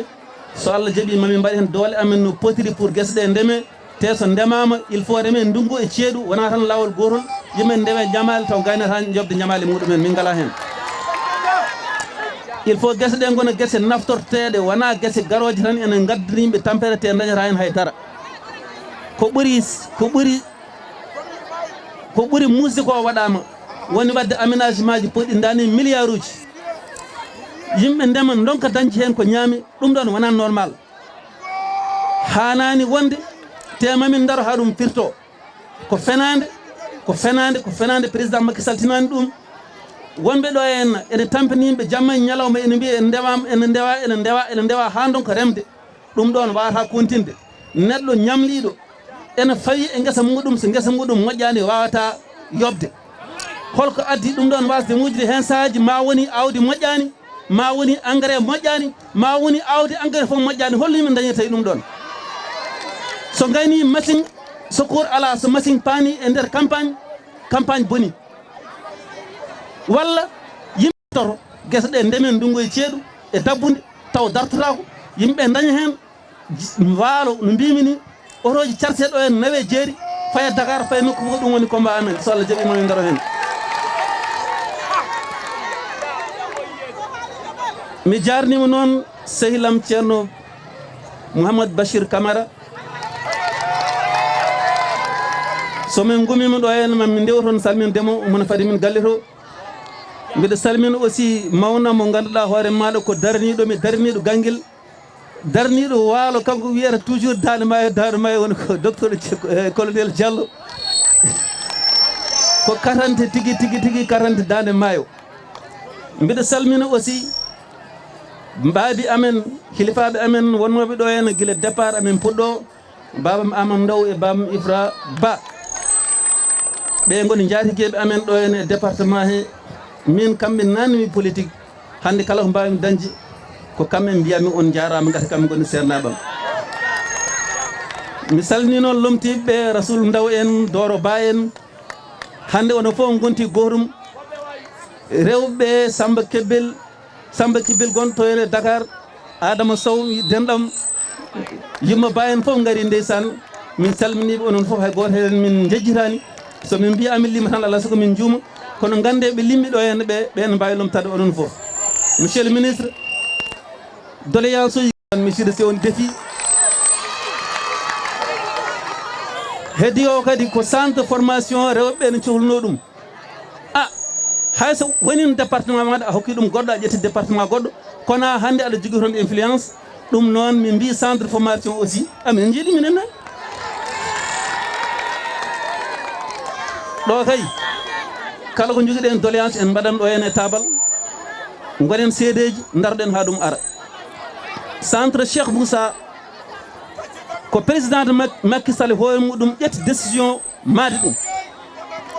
tardi seeɗa kono so Allah jaaɓi ma yetto ma gas no yoɗirta ni fewne yonne ha yooɗa o ara waɗa ɗum inauguré so Allah jaaɓi taw enen fof eɗen guuɗi en cilli yo Allah hokkuɗen hawrude hen voilà en gros ko jinnomi haalale on ko heddi ko noon gasata caɗele aduna gasata kono ko ɓuuri himmude ko ma en daro hen beele waɗe ko heddi ko kadi seeɗa hande gasi foof ko noon ala woni aduna kono kam combat men numéro 1 ko lawol Daande Maayo lawol Daande Maayo lawol Daande Maayo ko heddi ko noon ko le 31 gonnen koye ndungu mbason yejjidde en wawi tobde en wawi wadde keneli kono gande hay goto woto waw kartal mum ngal wiide a jarani mbiɗa yaaha min jiiɗi goni kala kartal mum ngal wasa joɗade yaaha woore beele président dañi ko yiiɗi ko enen programme uji ɗi jiɗɗen mbadde ɗo ene ɗi mbaɗen so wona ɗum fofof lawol goto dartoto te jiiɗa darto ha leegal galle ceerno leegal dow min calmini on min beltima e arde amen ɗo hande so tawi min jettima ɗo min calmina khalif mon général khalif men général woni ceerno Mouhamadou Bassirou Camara min noon tadi komi galguel najo somi wiyama Mamadou Talla rek wiyete Cambel Ba so wiyama Cambel Ba wiyete Moustapha Gako so wiyama Moustapha Gako wiye Adama Jinde mais mi wawa limtude gangel ko ɗo jeeyami ko gangel gandumi ko gangel naɓe gandimi ɗum noon mi ari e commune miñam Sehilam Daouda Dia kanko woni monsieur le maire mi ƴetta calminal ɗi fof mi faye jugumo makko o yettina sukaɓe ɓe onon rewɓe gangel on calminama toutes les belles femmes de gangel on calminama sukaɓe gangel on calminama seremɓe gangel on calminama dariɓe gonguere gonga e nder gangel on calminama galngel wona sera e nder Daande Maayo galngel wona sera e nder histoire Sénégal galngel ne jogui Cheikh Moussa Camara galngel woni faaro men woni faaro Fouta woni faaro Afrique nde Allah waɗi ceerno men ceerno Mouhamadoul Bassirou o joodi e président de la République o wi amo yiɗi wadde ɗo musée mawɗo pour Cheikh Moussa Camara Allah kon jiyon min face à face Mamadou Talla Daouda Dia commune neɗɗo goto somi salmini Daouda Dia en tant que maire mi salmita Kardiata Ba mi salmina l'honorable député Mariam Kane mi salmina également tous les responsables de Orkodiéré wonɓe ɗo de la commune ɓe min gardi ɓe département Kanel fof ari ɗo hande mais so Allah onon galngel on gañima mais on nawi rayi ne yooɗi no feewi ene yooɗi ene feewi plus beau plus joli plus organisé pluriel diversifié galngel gagne et donc c'est le questeur qui gagne alors oɗo élection noon ko élection président Macky Sall sa wi lawol Daande Maayo c'est Macky Sall sa wi bourse de sécurité familiale c'est Macky Sall sa wi courant c'est Macky Sall sa wi Mamadou Talla c'est Macky Sall sa wi Daouda Dia c'est Macky Sall sa wi Harouna Dia c'est Macky Sall sa wi kala mo mbawɗa haalɗo ko Macky Sall ɗum noon enen e Macky Sall hannde enen e Macky janngo enen e Macky ɓaawo janngo ɗo élection ala ɗo nde wonno on gonti gootum kon neɗɗo gooto sukaaɓe gangel jaadi worɓe gandel jaadi dariɓe mon gongira e gonga wonɓe to e nder France salminte ko mawnen komo jaaduɗen également ceerno Mouhamadoul Bassirou si en calminimo maintenant dooɗo Juumel Ba to woni ɗo o salminama o juurama donc ko wiide ɗo hannde amin belti e arde ɗo Rasoul Ndaw également en jejjitani ɗum bon donc ɗo Daouda adduno en ɗo hannde ko holludeɓe on est ensemble go deuxièmement ko wiideɓe candidat mon candidat men candidat am min ko Daouda Dia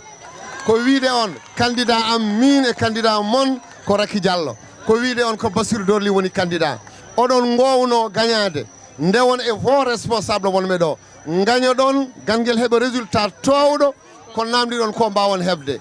dokkuɗo on noon oɗo musée dokkuɗo on o galle Cheikh Moussa Camara son namdima lycée maire mon yo namde dokka ɗon lycée hor kojere o heeɓi ɗo kadi ko commune makko so namdima keɓon on namdima centre de formation namdo ɗe ndewneyam keɓon no guure goɗɗe keɓri ni président Macky Sall so haali waɗat min somi haali mi waɗat ɗum noon bandiraɓe gangel heedɓe oga banggue heedɓe yeeso heedɓe caggal enen fof Macky Sall Benno Bokk Yakaar Macky hande koye min mi yimani Macky Daouda Dia nde wino deuxième mandat Sall ngari lamtoro Daouda wi jarama kelle mon dow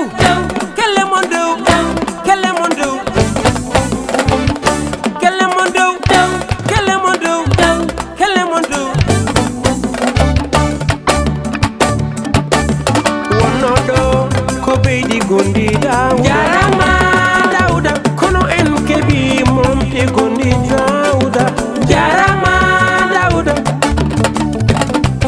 kisma alhamdulillahi Daouda min mbima Seydi Dia jarama Daouda fuutankoɓe fof nana caggal ma Daouda jarama Daouda jarama bandiraɓe Djinthang mi salmini on mi weltima no feewi jaɓɓugal moɗon banggal fayida mi ari minen yimɓe délégation département de Kanel hay goto heddaki ɗo jaltuɗo joni o ko ministre Mamadou Talla e kala responsable gonɗo e département de Kanel ko minen gardi e oɗo tourné ko andinde on tan minen fof min gonti neɗɗo goto min kalnan ɗum tan e haala min gollu ɗum min mi ƴetti commission caggal nde min mbaɗi batu bosiyaɓe mbimi yo commission yaa e guure he fof joƴƴina responsable uji ɗi mbawa yewtidde coccodira jaafodira mbawa liggodade ene wayno ko ɗum mbaɗi kamɓe fof e gardugol Ousseyni Ba e Alassane Mbengue en e hilfaɓe wonɓe ɗo henne Mamadou Issa Niang adjoint maire Hor Kadiare ɓe jirlima e commune he fof ɓe jokkodiri yimɓeɓe ɗum tagui affaire o weeɗi hande addani min ɗo henne campagne amin gandi ɗo komin gagnitoɓe ça c'est clair addi min tan komin gaare diwan he koye yimɓe amen jeeɗon min gara min calmini on min juuro on min mbi on kalifu man Allah kono campagne ala e commune Hor Kadiare gasi campagne ɓooyi Djinthang noon ko wuuro amen min mba arɗo en min ɓenna min calminani yimɓeɓe min jarno ɗumen e jaɓɓugal mobilisation muɗumen bangal fayida ko heddi goto nan ko andinde on amin gandi hason kalani amin gandi caɗele moɗon ko ɓuri tengtude caɗe he noon ko ngol ɗo lawol oɗon gandi ngol ɗo no ngol wayi golɗo noon gande natti wonde haɗan caɗele mon onon tan ko caɗele département o fof hande minen renduɓe ɗo henna ɓe min ngala programme goɗɗo ɓurɗo himmude lawol Daande Maayo so Allah jaaɓi so tawi on ballite mbiɗa andi on ballat ha président Macky Sall heɓa majorité assemblée nationale programme mo fuɗɗi lawol ngol ɗo o jokkiri ɗum ko yaawi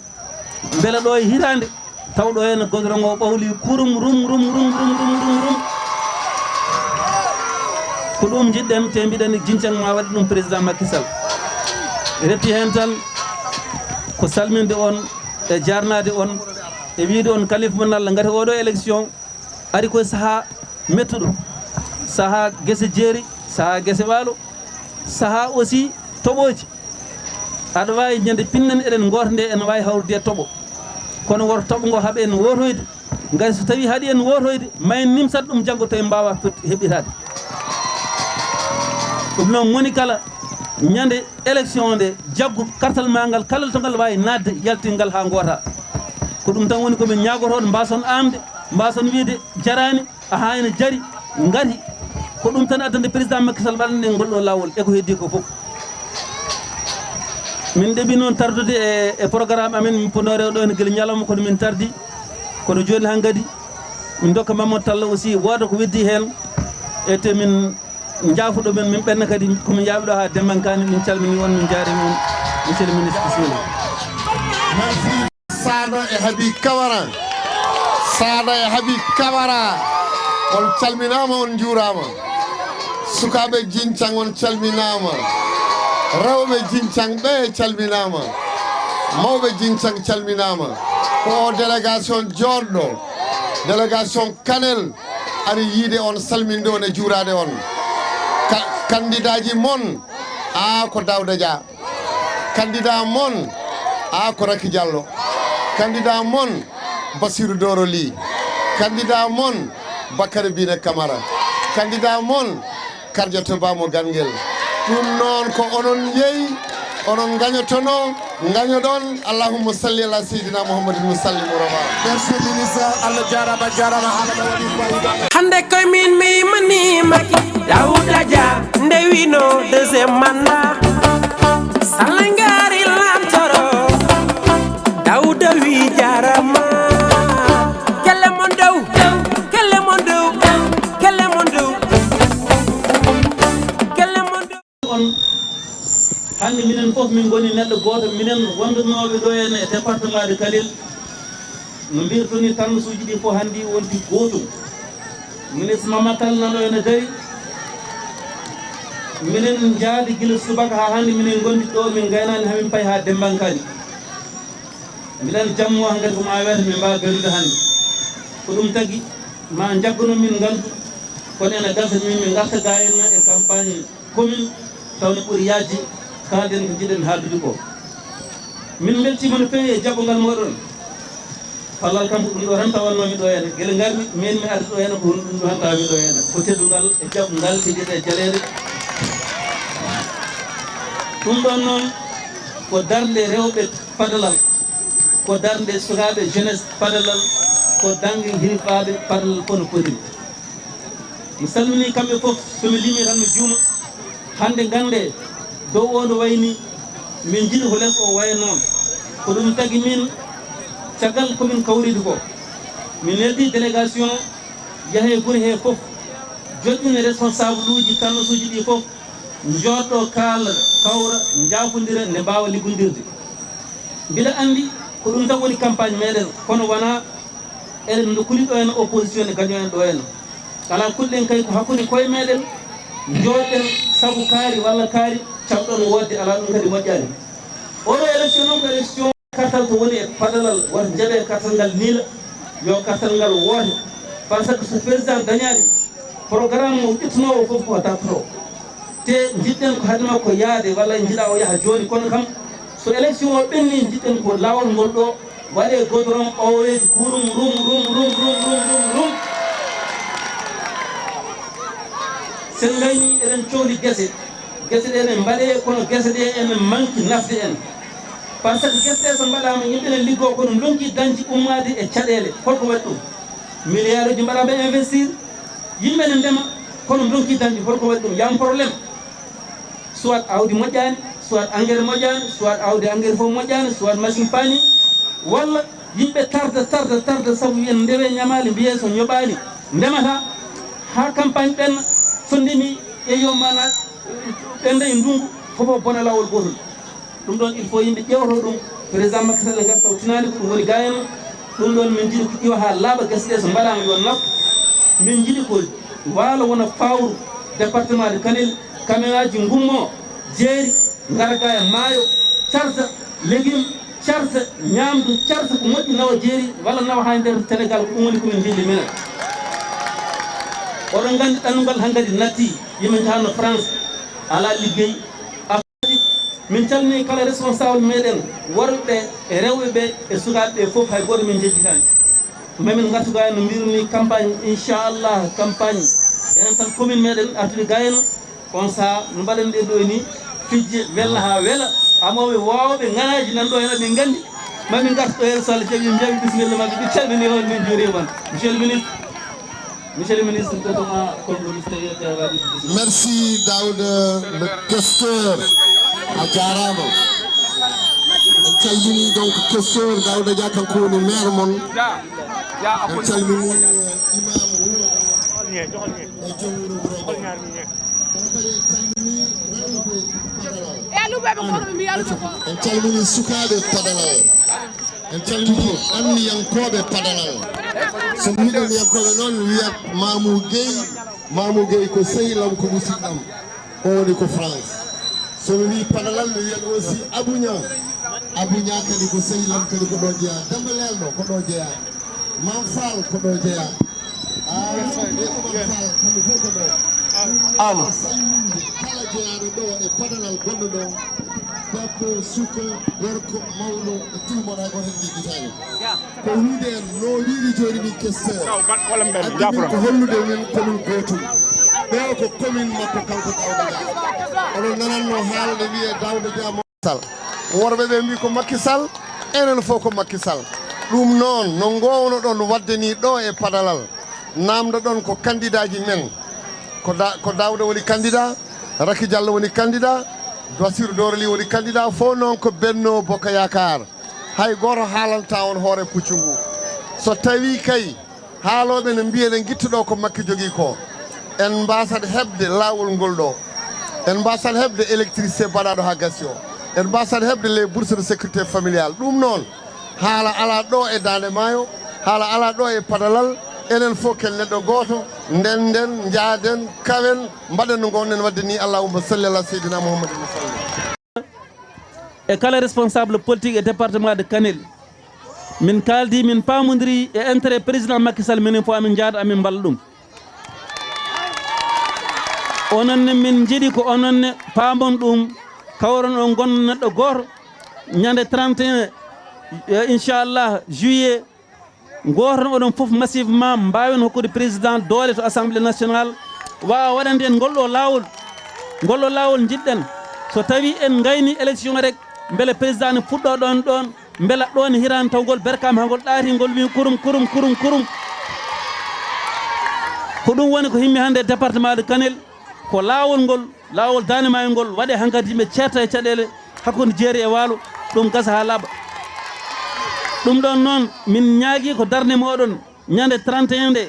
hay goto woto ƴeew ko waɗanno e ko waɗata no foof yo andu on ñalawma ko alay saago ma wotoya so wona ɗum foof ne wawi bonde te jiiɗa bona ko élection président kartal ma ngal gotal andu angal wawi addande président gagnant département de Kanel ɗum noon hay goto woto yaw kartal muɗum moni kala yo ya wotoya le 31 min garɗo en ƴettude résultat min kokka président min calmini on min juurima on ha saha goɗo inchallah merci beaucoup hande koye min mi yimanimaki Daouda Dia ndewino deuxiéme mandat Sall ngari lamtoro Daouda wi jarama kelle mon dow kelle mon dow kelle mon dow kelle mon dow kelle mon dow kelle mon dow wonno ɗo ko ɓeydi gondi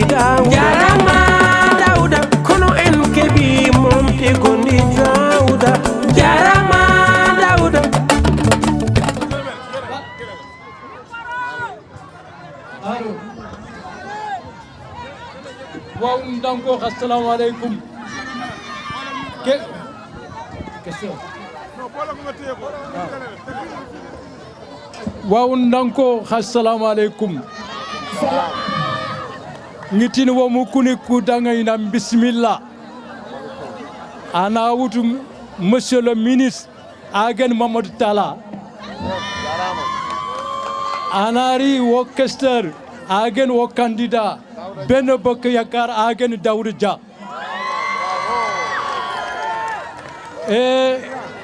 wonu mulla comme wawunde wogo doma ñaan woko kebe wawunde nambogo premier wo département ke wawunde wona ko ngandanga Daouda Dia wawunde pour toi wawunde al ñana ñafonga lenki xumbene jusqu'à la mort wawunde nan daña bateng lenki wo xanu yen xati Mamadou Talla do Daouda Dia sun fibania sun serbania comme wo gar ko xadang mo ko kebe Mamadou Talla le ministre de l'éducation nationale ado Daouda Dia su anke fime lenki yigati wor département ke Benno Bokk Yaakaar anam bogo en tête surtout wawunde ngumul wawunde ananya asukane quoi wawunde le 31 juillet machallah de 18h ngana ken mañino bureau ni ci ko fen mais wok dugde inchallah merci beaucoup on jaram monsieur le ministre on petit mot bravo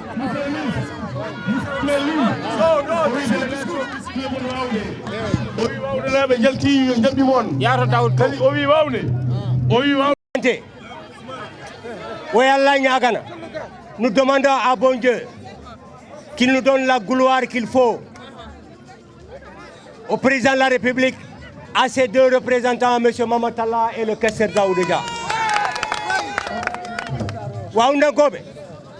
Ce que l'important c'est le jour du vote. Levez-vous tôt, même s'il pleut, mettez vos bottes, votez cheval, tête de cheval, Mimi Touré à côté, 100% à Waoundé, le meilleur ville commune de Waoundé. Encore une fois, questeur, monsieur le ministre, soyez les bienvenus. Anato Imamana, oui Imamana, Daouda Dia questeur, ça on ne te le dit pas. Waoundé ko Wurama. Monsieur Talla, vous êtes pareils, on est tous pareils. À vous deux, Kambe Didi, mais Haal Pulaar, Pulo Laban, Mbade Nyagon,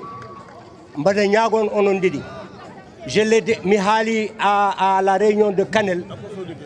Ndenden, so Ndendi, département Orenda, en Kep Gouloir, on a un pofto, yimbe ben pofto, ligo den département men. Yallo hokendam. Marimu, Waundenko, Daouda Dia ati a sukuni,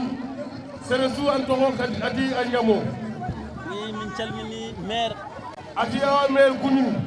Calmini kala responsable politique gardo en ati awa responsable politique bu sukkuñi amin jafnoɓe no feewi noon e retard o ati hawa o yampoma o retard ke bogar haali ɗum joni ati bogar suba kada ko de sasa kono wona weltade amin adi ɗum ati o garade on gala tedde liye yere wawde omo sewo ko guila Matam min gummi o guilde fi Matam kono hande ko goto amin gandi wawde komin tawanno ɗo o gira o garadi yere wawde mais o garari midi o garari une heure o garari minuit o sokke o teñini yere wawno ko wawde meɗen ati wawde o wawde ani o deɓe ñani wadde woto cinnuɗen hen koka adi o gara tadde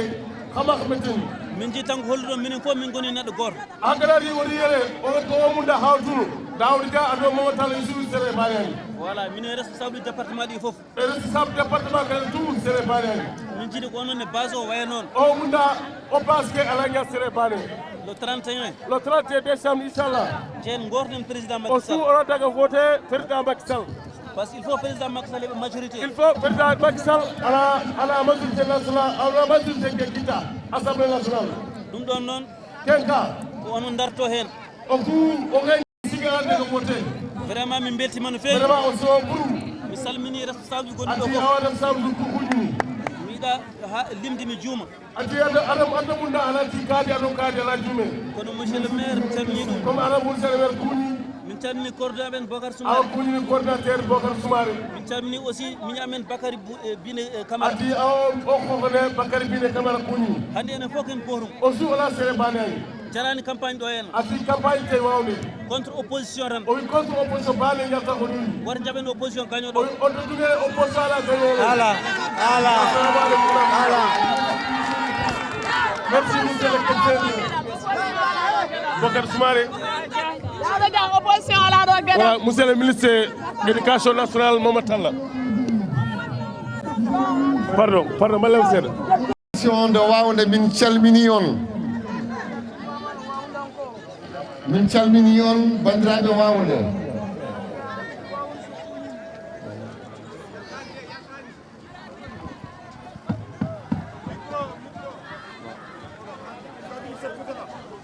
alors voilà ngabbu ɗum voilà bandiraɓe wawde min calmini on min guiɗima salminde monsieur le maire min pawi hen le coordinateur qu'on ne présente plus min pawi hen les jeunes de Waoundé min pawi hen les femmes de Waoundé min pawi hen kadi mawɓe Waoundé min garani ɗo campagne no questeur wiri ni min gandi ɗo ko enen jeeyi donc ɗo ko enen jeeyi campagne ala ɗo so tawi a yekkitima yi monsieur Soumaré après de l'autre côté a yi monsieur le maire également ganda ɗo combat ala ɗo hay seeɗa wiyetanoɓe ene ɗo les Soumaré et les Camara kalde maɓe famodiri famodirama e Waoundé famodirama yappa mawnam ko wiide on Harouna Dia ko mawnum président ko wiide on min e Daouda e yaadiɓe amen tous les responsables du département de Kanel min ƴetti décision et c'est irréversible, on y va toujours ensemble pour de belles victoires, toujours ensemble pour de bons projets pour nos communes, toujours ensemble pour les jeunes de nos communes, toujours ensemble pour la route de Daande Maayo, toujours ensemble pour des projets de jeunes,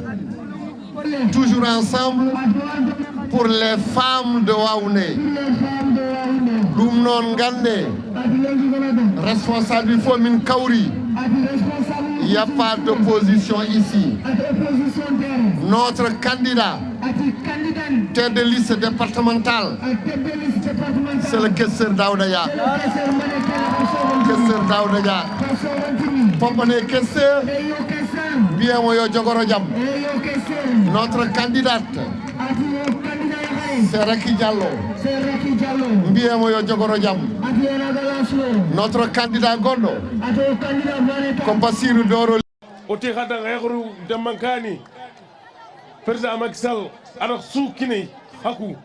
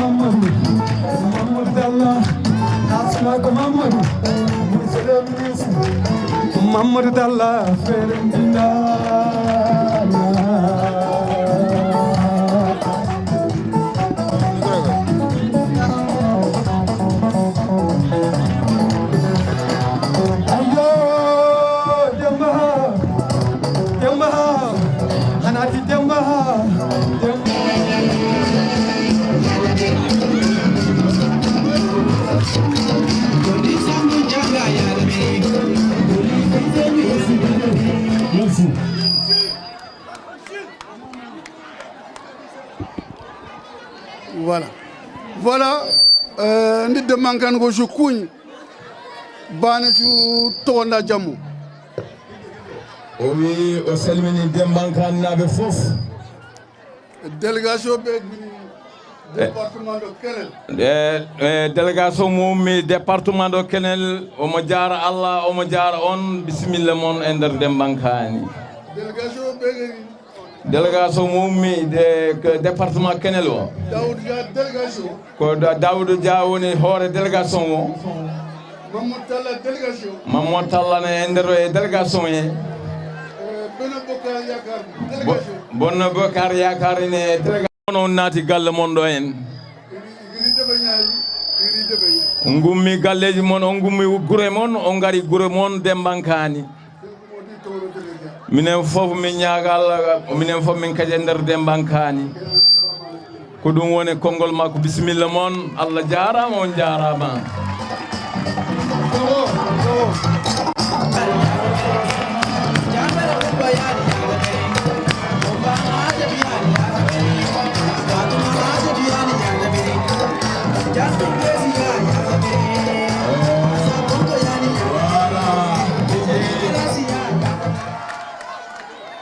awa tebega sebe wacha asankunten khayde Allah gar wakati be nyangada a golni wakati ken khonga nan yille wore délégation ke kam nan li dembankani nan li debe nga ado kebe suguro wo itini dangi na bismillah dembankani oui c'est bon d'accord o wi o mo salmina dembankani commune dembankani fofo o mo salmina o mo jaara on o wi so ɓe mbi commune dembankani ko werma e dembankani omo selmina joom wuroɓe mabɓe kamɓe gure ɗiɗɗi foof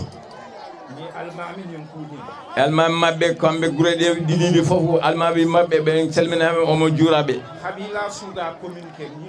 leñol foof gonɗe e nder commune o omo selmina foof omo jaara Allah omo jaara ɓe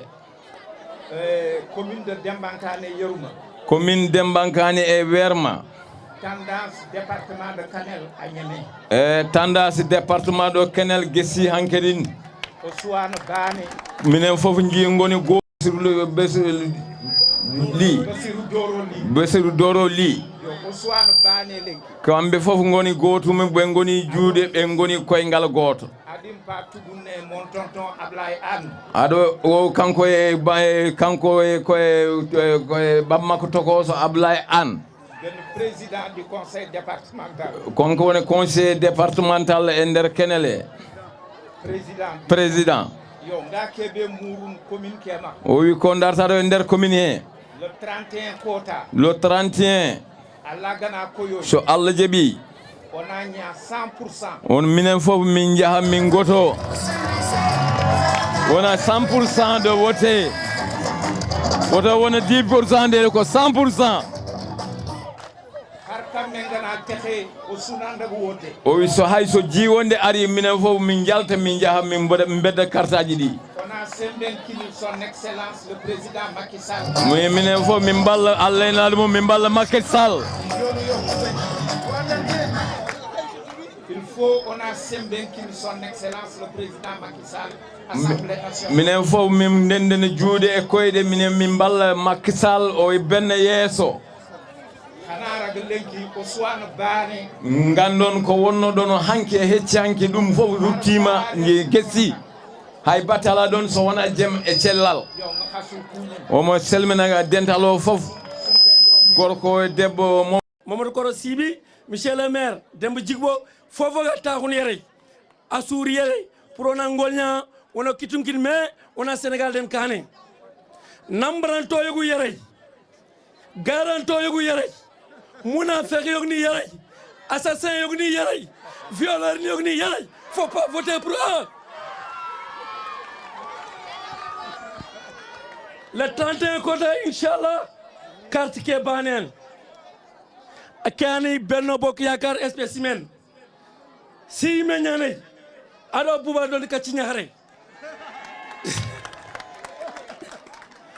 Donc ndiko gadange wuri. Ndidange fed baneke yimusikiane. Baneken fenanya igatin Khalifa Sall. Banekeni assassin igatin Barthélemy Diaz. Baneken violent igatin Ousmane Sonko. Donc, oga moulono population protégée, oga moulono granyakru protégé, faut pas voter pour un violeur. Donc demankani ko kwani magay ngani ko kanangay. Assalamu alaikum bandrabe Haal Pulaar rebe. Assalamu alaikum délégation gardo. Min bismimon do ender demankani. On gona do hobbe. Do ko wuro mon on keptinama do on gandama do so Mama Talla ari do ar koy wuro mum so Daouda Dia ari do ar ko do anda ar ko do heptina kala do naminani do le ministre de l'éducation nationale SM Mama Talla il a réglé le problème actuellement à la commune Goyto parce que ça minen demankarnaɓe min cuusi amin gonde Abdourahmane Demba Ndiaye sa yi demankarnaɓe cuusi amin gonde Mamadou Koro Sibi sa min cuusi amin gonde Demba Jigbo à la commune Pulaar mais han won hande Kongol dans le département de Matam la commune de Dembankane on défie toutes les communes à la fois commune gardoɗo min ɗo so min nani 100% mamin nokku Macky Sall 99%. Pour clôturer, monsieur Abdourahmane Demba Ndiaye, il nous a appris à gagner. On va gagner et on va gagner, Inch'Allah. Merci.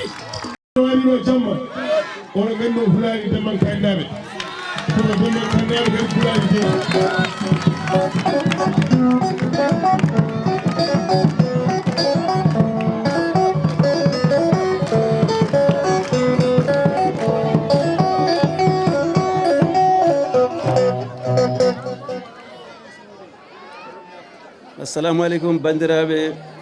commune mo Dembankani Werma.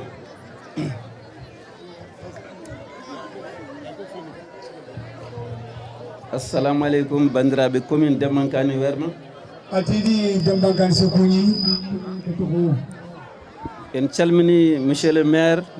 Atidi monsieur le maire Kuni. Demba Jakite. Demba Jakite. En calmini jonguro Dembankani. Atidi Dembankani Dembankani Kuni Gailango Boubou Soumaré. En calmini ko imam ratib mo Dembankani. Atidi imam ke Kuni Sisene ko ado mari gani ko Kuni. Kono en calmini kadi jonguro Werma imam ratib Werma. Atidi imam ko Kuni idegune adi imam ratib. En calmini responsable amen politique et moral Abdourahmane Ndiaye. Ati vraiment idi khirseke kuni khirseke be vraiment solonge doro Allah mi doro hagen Abdourahmane Ndiaye min beltima kadi apport e ballal ko wallata Dembankani ati kontandi kadi kontandi gayere ageni benne bokar responsable Moussa Soumarini mi salmini sehilam aussi dariɗo gila nden Abdoulaye Marega ati min jange xana ageni Abdoulaye Marega idi kuñi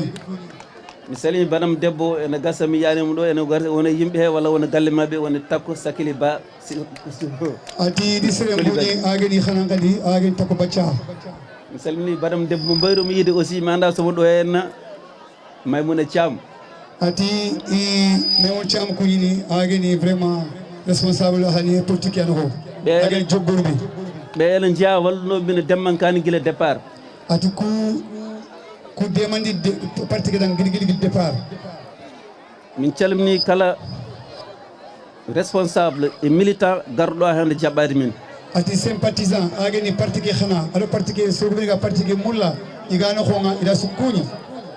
min garɗo noon koye délégation mawɗo département Kanel foof nanɗo ene rendi ati ɗo hirsi ko département o ida suwali doɓe fayta ko ñera dendal département de Kanel ko intérêt département de Kanel kono sababu ko son excellence président Macky Sall ati département kesunanke fi a sukke fi guriga gollanga ken cawɓangel ko président Macky Sall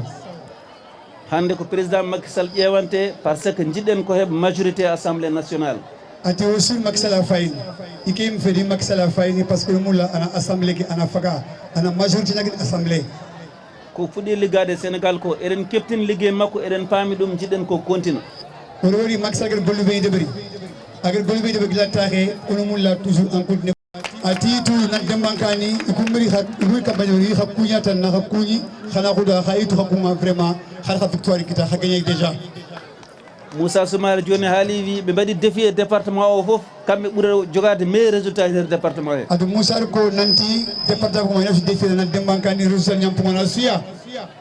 c'est possible ɗum ne wawi wonde ata alay ñana par ce que mbiɗa andi pellital dembankani naɓe ati tu xa wakkilanto ñaani d' autant plus que mi yi hande wonnoɓe ɓe fof hande nam ɗo joddi ene mbaɗi bloc goto ati woni keɓe sugayre vraiment sukke fiña bloc baane fof jiiɗi jaggande président Macky Sall a sulmulina président kia dema ɗum noon résultat oɗon amin ɗamini ene wawi wonde ɗum Moussa haali ko wona gon ata itu ketan nanti vraiment e jikke ngay nanti misagel keɓe ko kiñañani yere kono so jii ɗum ɗo fof wawi wonde mawɓe daari nde ko sukaɓeɓe daari ndewi caggal woni la jeunesse dembankani min calminaɓe kamɓe fof ati engrais woni ke jama sugayre aɗo keɓe iga kongo kondu vraiment asu droye keɗo serdina ko keɗo e tigane sun jeunesse dembankani nan igi tuwiɗo ha kuuñi kono kala tawɗa aussi worɓe dariɓe tigui rigui rewɓe dariɓe tigui rigui noon caggal mabɓe ati angana wori yugo sigi yugo sugu sigi yakare nan palle donc derrière un grand homme il y a une grande dame donc min calmini rewɓe demmankani naɓe foof no potiri iɗi yakare ko sukkuñi demmankani yakare ya sukkuñi yakanden ɗo guiɗi hen ɗo yakare gore min jardimaɓe kadi e darde mabɓe kadi e nder programme oɗo o iɗi ha wori ha sikke ke wori vraiment ha siginto ñaani a mbiɗa andi hande demmankani ko ɓuuri hewde e cañaf ata probléme bañani yere agani e tañaf no dembankani naha vraiment kille ke maña a ɗo de wonti défi meɗen hande e nder département de Kanel amin jiiɗi demmankani cañaf waɗe amin jiiɗi wawde gasambiri waɗe ata vraiment ko keɓegi ma département kene hon lengui agani ko golle fanan agani dembankani ɗo tañaf aɗo wawunde gasambiri ina ko ngol beɓeɗa fina par ce que deux communautés soninke sarafuleɓe wonduɓe e nder haalpuleɓe ene gonde mum jiidigal yumma e baba ati ɗi woni e communauté ni fillani agani wawude dembankani ɗo iga fullukuno ko soro wani faɗani ñani et puis vraiment i wakkilanto ñani ila gol ñanga ko deux communes aussi ɓemin parnoto ko amen jeeya ko commune aji baɗɗi fayide économiquement amin jiiɗi ɗiɗo goudrongaji mbaɗe hankkadi o probléme deƴƴe gasa ati ko debbo filli fayɗane buru jogoton to ñaani hay état mi dema jogoton to ñaani gam makkori vraiment état ni dema ko killo filli ini deɓari wawde killendo demmagal kille ini deɓari par ce que jogoton to ñaani so Allah jaɓini kayne so min jalte oɗo campagne so Allah hokki min komin jiiɗi ko on programme wonata numéro 2 après programme route Daande Maayo guila Nawel ha Dembankani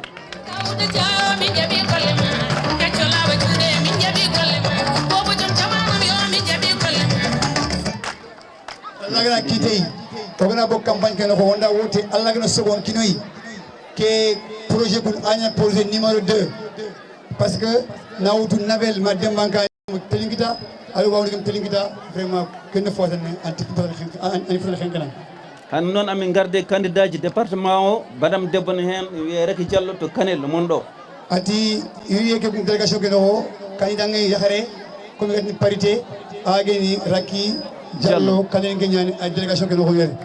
e liste nationale aussi amin garde e Basirou Dorli maire commune Ndendori on wonan en liste nationale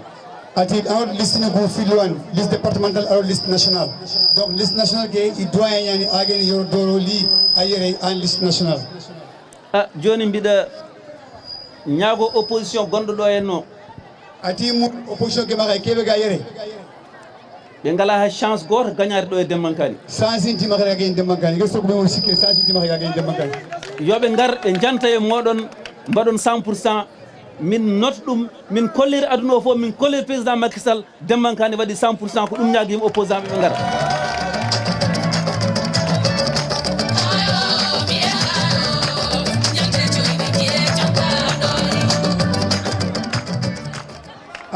ati iga keɓe ñagan opposition ke maxay iga jama keɓe war lenki yere aɗo soro ko ɓen ga sikki yere aɗo falle ke soro xolo ko ɓen ga yere vraiment ina likka foy wona Dembankani 100% iga Dembankani mulu su ina likka foy Dembankani 100% ken résultat wona koye namwantuna Dembankani moy 100% kita ke ngo toxo mettidunayi kadi oɗo résultat o ñantan tababu aroy gal o gida Abdourahmane Ndiaye a golle ana frampare ana sembe kita pour ana ti président Macky Sall o deɓe oɗo voté 100% aɗa keña ko par ce que ko Abdourahmane Ndiaye waɗata ɗo e Dembankani ko fotani dañde opposant e nder Dembankani ati Abdourahmane Demba Ndiaye wo suytu aga keɓe ɗeɓere Dembankani woytu aga keɓe suron Dembankani wo suytu har Macky Sall tame kiti donc ake ndeɓe ge serema xaw sikkira ngati nang opposé am xaw ñana donc on a dema on a 100% de délégués donc on a ko Macky nanti Macky Sall Abdourahmane Debe ni 100% de on a ke deberi ɗum noon baɗamɗo département o fof waɗani ko minen responsable uji département ɗi ɗum noon min jardimomo kankon omin mbiyamo o jarama kanko Abdourahmane Ndiaye e golle ɗe waɗata ɗo e Dembankani ɗe ati tigana hadi agel golle ɓe Dembankani agel jinki waɗe gay vraiment a tokko bok Dembankani gonga forasini filière ɓe debe fora suga e 25 millions kene ɓe donc 25 millions ça fait 50 millions ak ñoo Dembankani no ay Mamadou Sring voilà min délégation momin garde o fof min mbi Dembankani no fof jarama e jaɓɓugal mabɓe Dembankani na ko halanga délégation ko sugeri isu hattigana vraiment ha sikkem prampro ha demmem prampro min jetti noon ministre Mamadou Talla darde muɗum nder département de Kanel i Mamadou Talla mamana ani ministre département ke vraiment i Mamadou Sring aha fof o sukkinden yolde wat ɗum ko wonde ɓiɗɗo département o ati vraiment ana fayi e table bani ko manqué aɗo ancien ko manqué a sukkudoman Mamadou Talla ne fiseng donc ala feñana inchallah magal o suddema ɗumɓati ɗum noon ko Dembankani ceedi ɗum ɗon kaali ɗum ɗon minen mbiɗo wiyama o jarama e ɗeɗon golle aɗa golle keɓe ɗeɓeri yen département ke i tigana i mamana Mamadou Talla ministre i mamana ha sohoɗa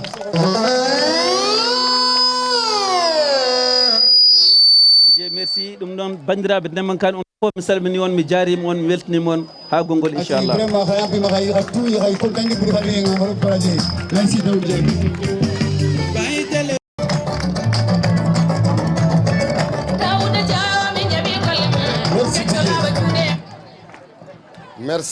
merci beaucoup bismillahi rahmani rahim alhamdoulillahi rabbil alamin merci bandiraɓe maremu Dembankani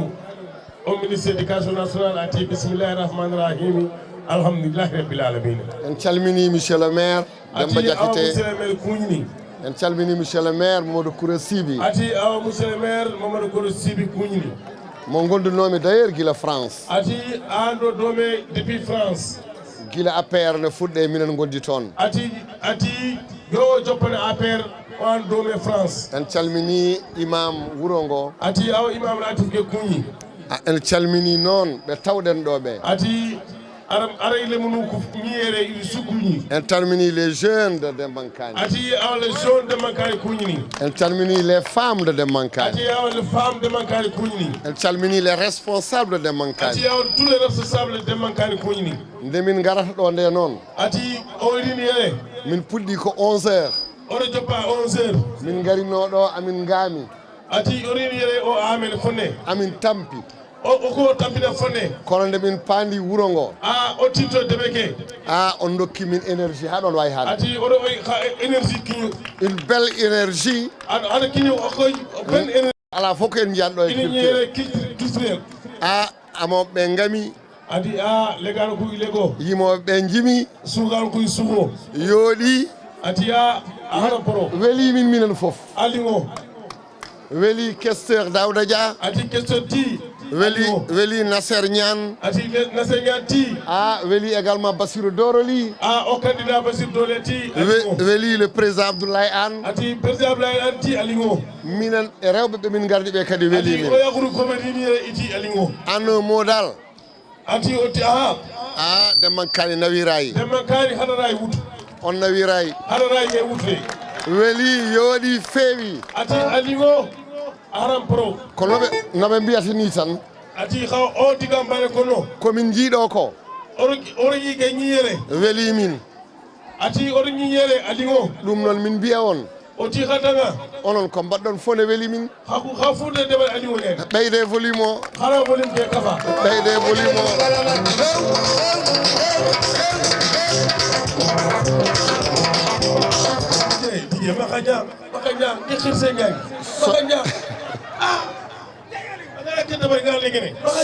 so tawi noon en kaali ko kalɗen ɗo joni ko alay sago noon calminen calminali ɓurɗi tedduɗi paaɗi e un de nos grands frères o woni ref kadi o joddino koye président de la république oɗon noon woni le grand Abdourahmane Ndiaye amo yiɗi Dembankani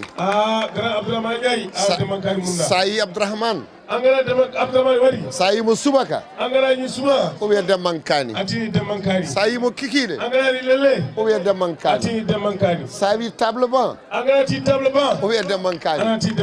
sa wi enseignant o wiya Dembankani ɗum noon alay sago o salmine o woni kanko Abdourahmane o woni ñaaƴel dimel koccuɗo kala yeynata ko noon o woni kanko o rutti kadi o rutti kadi o woni ko tubakoɓe mbiyata la poule aux œufs d'or la pluie aux œufs d'or la poule woni gertogal taw voilà donc ɗum noon silgue aɗo kangen kabane ɗum noon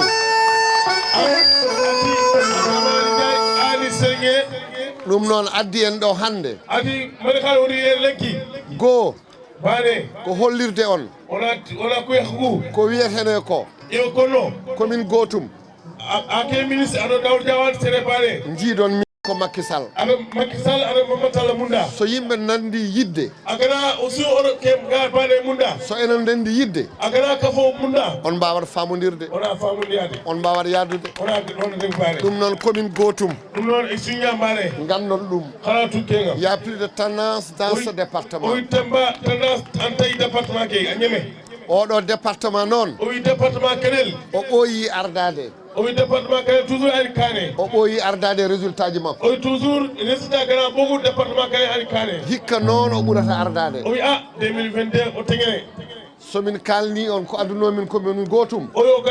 gana ko no hada mbaɗa kadi iniya sere bane min pawa hen ina ti siftinde on halti candidat ji mon ɗi ha candidat no département jiyon ɓe jiya on kala wari o ha ina ngari jiyon Daouda Dia o yiya on Daouda Dia wari Daouda Dia ina ngari jiyon Raky Diallo o yiya on Diallo wari Raky Diallo ina ngari jiyon Bassirou Dorli o yiya on Dorli wari Bassirou Dorli ha ngari ɗum ene jeeya kadi ko addi min o wi ken filande ñalli woni yere ko heddi ko noon o wi mane han desene on namdima table banc haratini table banc on namdima enseignant haratininde enseignant jinmi wiide on ati hadanga ardi ko wiite la direction des équipements scolaires. Oui, qui est directeur direction équipement scolaire. Kala ko fate table banc et matériel gardi ɗum o. Oui, ha garanti table banc ado matériel qui est jeeya koye département Kanel. Kirketa département Kanel ke. Allah waɗi mo soninke. Allah soninke. Allah waɗi mo maire. Allah maire. On woni Ablaye Sy. Ablaye 6 000 table banc kafini. 6 000 table banc o ɓeydata e commune aji ɗi. 6 000 table banc ala kafini de commune. mi haalani haala armoire. Ati ama ko haala armoire. mi haalani haala chaise. Ati ama chaise ko. mi haalani haala table bureau. Ati ama table bureau ko. aɓe cohli ɗum kamɓe enseignant ji ɗi. enseignant ko hagana kita ha mundade. e koɓe namdi e banggue enseignant ji ɗi. Ati ha ko ɓe tirindi enseignant ke côté. hitande foof. Ati sine mois. ene woodi des départ. Oui, départ amna. kono ene lomtine. Oui, ça on a kude tigi. yaaɓe ɓe min gaddat woɗɓe. Oui, kube daga après kite hini. yiɗande hoore mum noon. Yiɗande hoore mum noon. wona añande bandum. ɗum noon so Allah jaɓi. Allah gana dugue. kala départ gonnoɗo ɗo. Si gana départ wutuyere. eɗen kewno sukkude ɗum. ona remplace ke ritini. en cukkat tan. Inchallah Allah gana dugue remplace awrini. so ɗum ɓenni. O ke gana dangi. Gongiray Gongo. Oui, tongu. Le seul candidat aujourd'hui. Oui, seul candidat aujourd'hui. C'est le président Macky Sall. C'est le président de la République Macky Sall. Le président Macky Sall. Oui, président Macky Sall a un candidat. Kanko woni candidat. Oui, président Macky Sall a un candidat. Kanko feri lawol ngol. Oui, ana killeke bogondi. Kanko subi. Oui, ana wutu. O lelni e nder Sénégal. Ana sigindi Sénégal. Ko wiyete le plan Sénégal émergent. Sénégal plan émergent sigindi. On plan Sénégal émergent. Quel plan Sénégal émergent? En ji nafoore mum. Hara nafoore ke warde. Alay sago noon. Alay sagoni. So tawi eɗen jiɗi. O gara munda. Bourse de sécurité. Continue. So tawi eɗen yiɗi. So tawi o munda. E banggue machine aji ɗi ɓeyde. O machine o ina kafu. Alay sago dokken mo majorité. Alay sago ona kini majorité à l'Assemblée nationale. Ko kanko e hoore makko sohli majorité. O président Macky Sall ay yimɓe an majorité sohla. Ko yiɗi waɗande Sénégal ko. Aɓe munda tabari Sénégal ko. On dañi chance noon. Wona chance kitade. Président mon ne yiɗa e Sénégal. Président oɗo Sénégal munda. Amo yiɗa e Afrique. Oɗo Afrique munda. Amo yiɗa e aduna o. Oɗo aduke muna. Aduna o fof ne yiɗi joddade e makko. Aduke muna ala président Macky Sall. Saka noon enen Fuutankoɓe. Saka enen noon wonɓe makko ɓe. Saka o kuɓe an dome. Président men o noon. Président Macky Sall noon. O nawdetake. Ati anta ko fumi ari bane. E haaloɓe ɗo ɓe. Aɗa kuɓe tahani wax. A meeɗani wonde directeur. Oui, a meeɗani wonde ministre. A meeɗani wonde ministre d' état. A meeɗani wonde haydara tan. Ngara mbiya kala ko wonno ɗo. Mi ittat ɗum. A wawa ittude ko Allah ittani. Ko Allah ittani a wawa ittude. Mi nanide aɓe kaala. Ɓe mbi koɓe keɓani département Kanel foof. Igana fofo kitano de département Kanel. Maɓe ƴeew heɓde hunde. Ina ƴeewa fofo kitano fonne. Demmankani deɓe. Wawde deɓe. haadobere deɓe. soringo deɓe. min mbiɓe tawi payi ɗum. Oti hana ken fan tawedi. Taadi kay oɗon ɗo. Pour wallude député mon Daouda Dia. Pour wallude mawɗo mon Abdourahmane Ndiaye. Pour wallude sukaɓe mon ɓeeɗo. Pour wallude rewɓe men ɓeeɗo. Pour wallude jangguinoɓe men. Pour wallude janggoɓe men. Pour wallude remoɓe men. Il n'y a pas d'alternative. La seule solution, c'est de voter Benno Bokk Yakaar. Benno Bokk Yakaar aujourd'hui. Benno Bokk Yakaar demain. Président Macky Sall aujourd'hui. Président Macky Sall demain. Pour une très belle victoire. Le 31 Inch'Allah. Allahumma salli ala sayyidina Muhammad.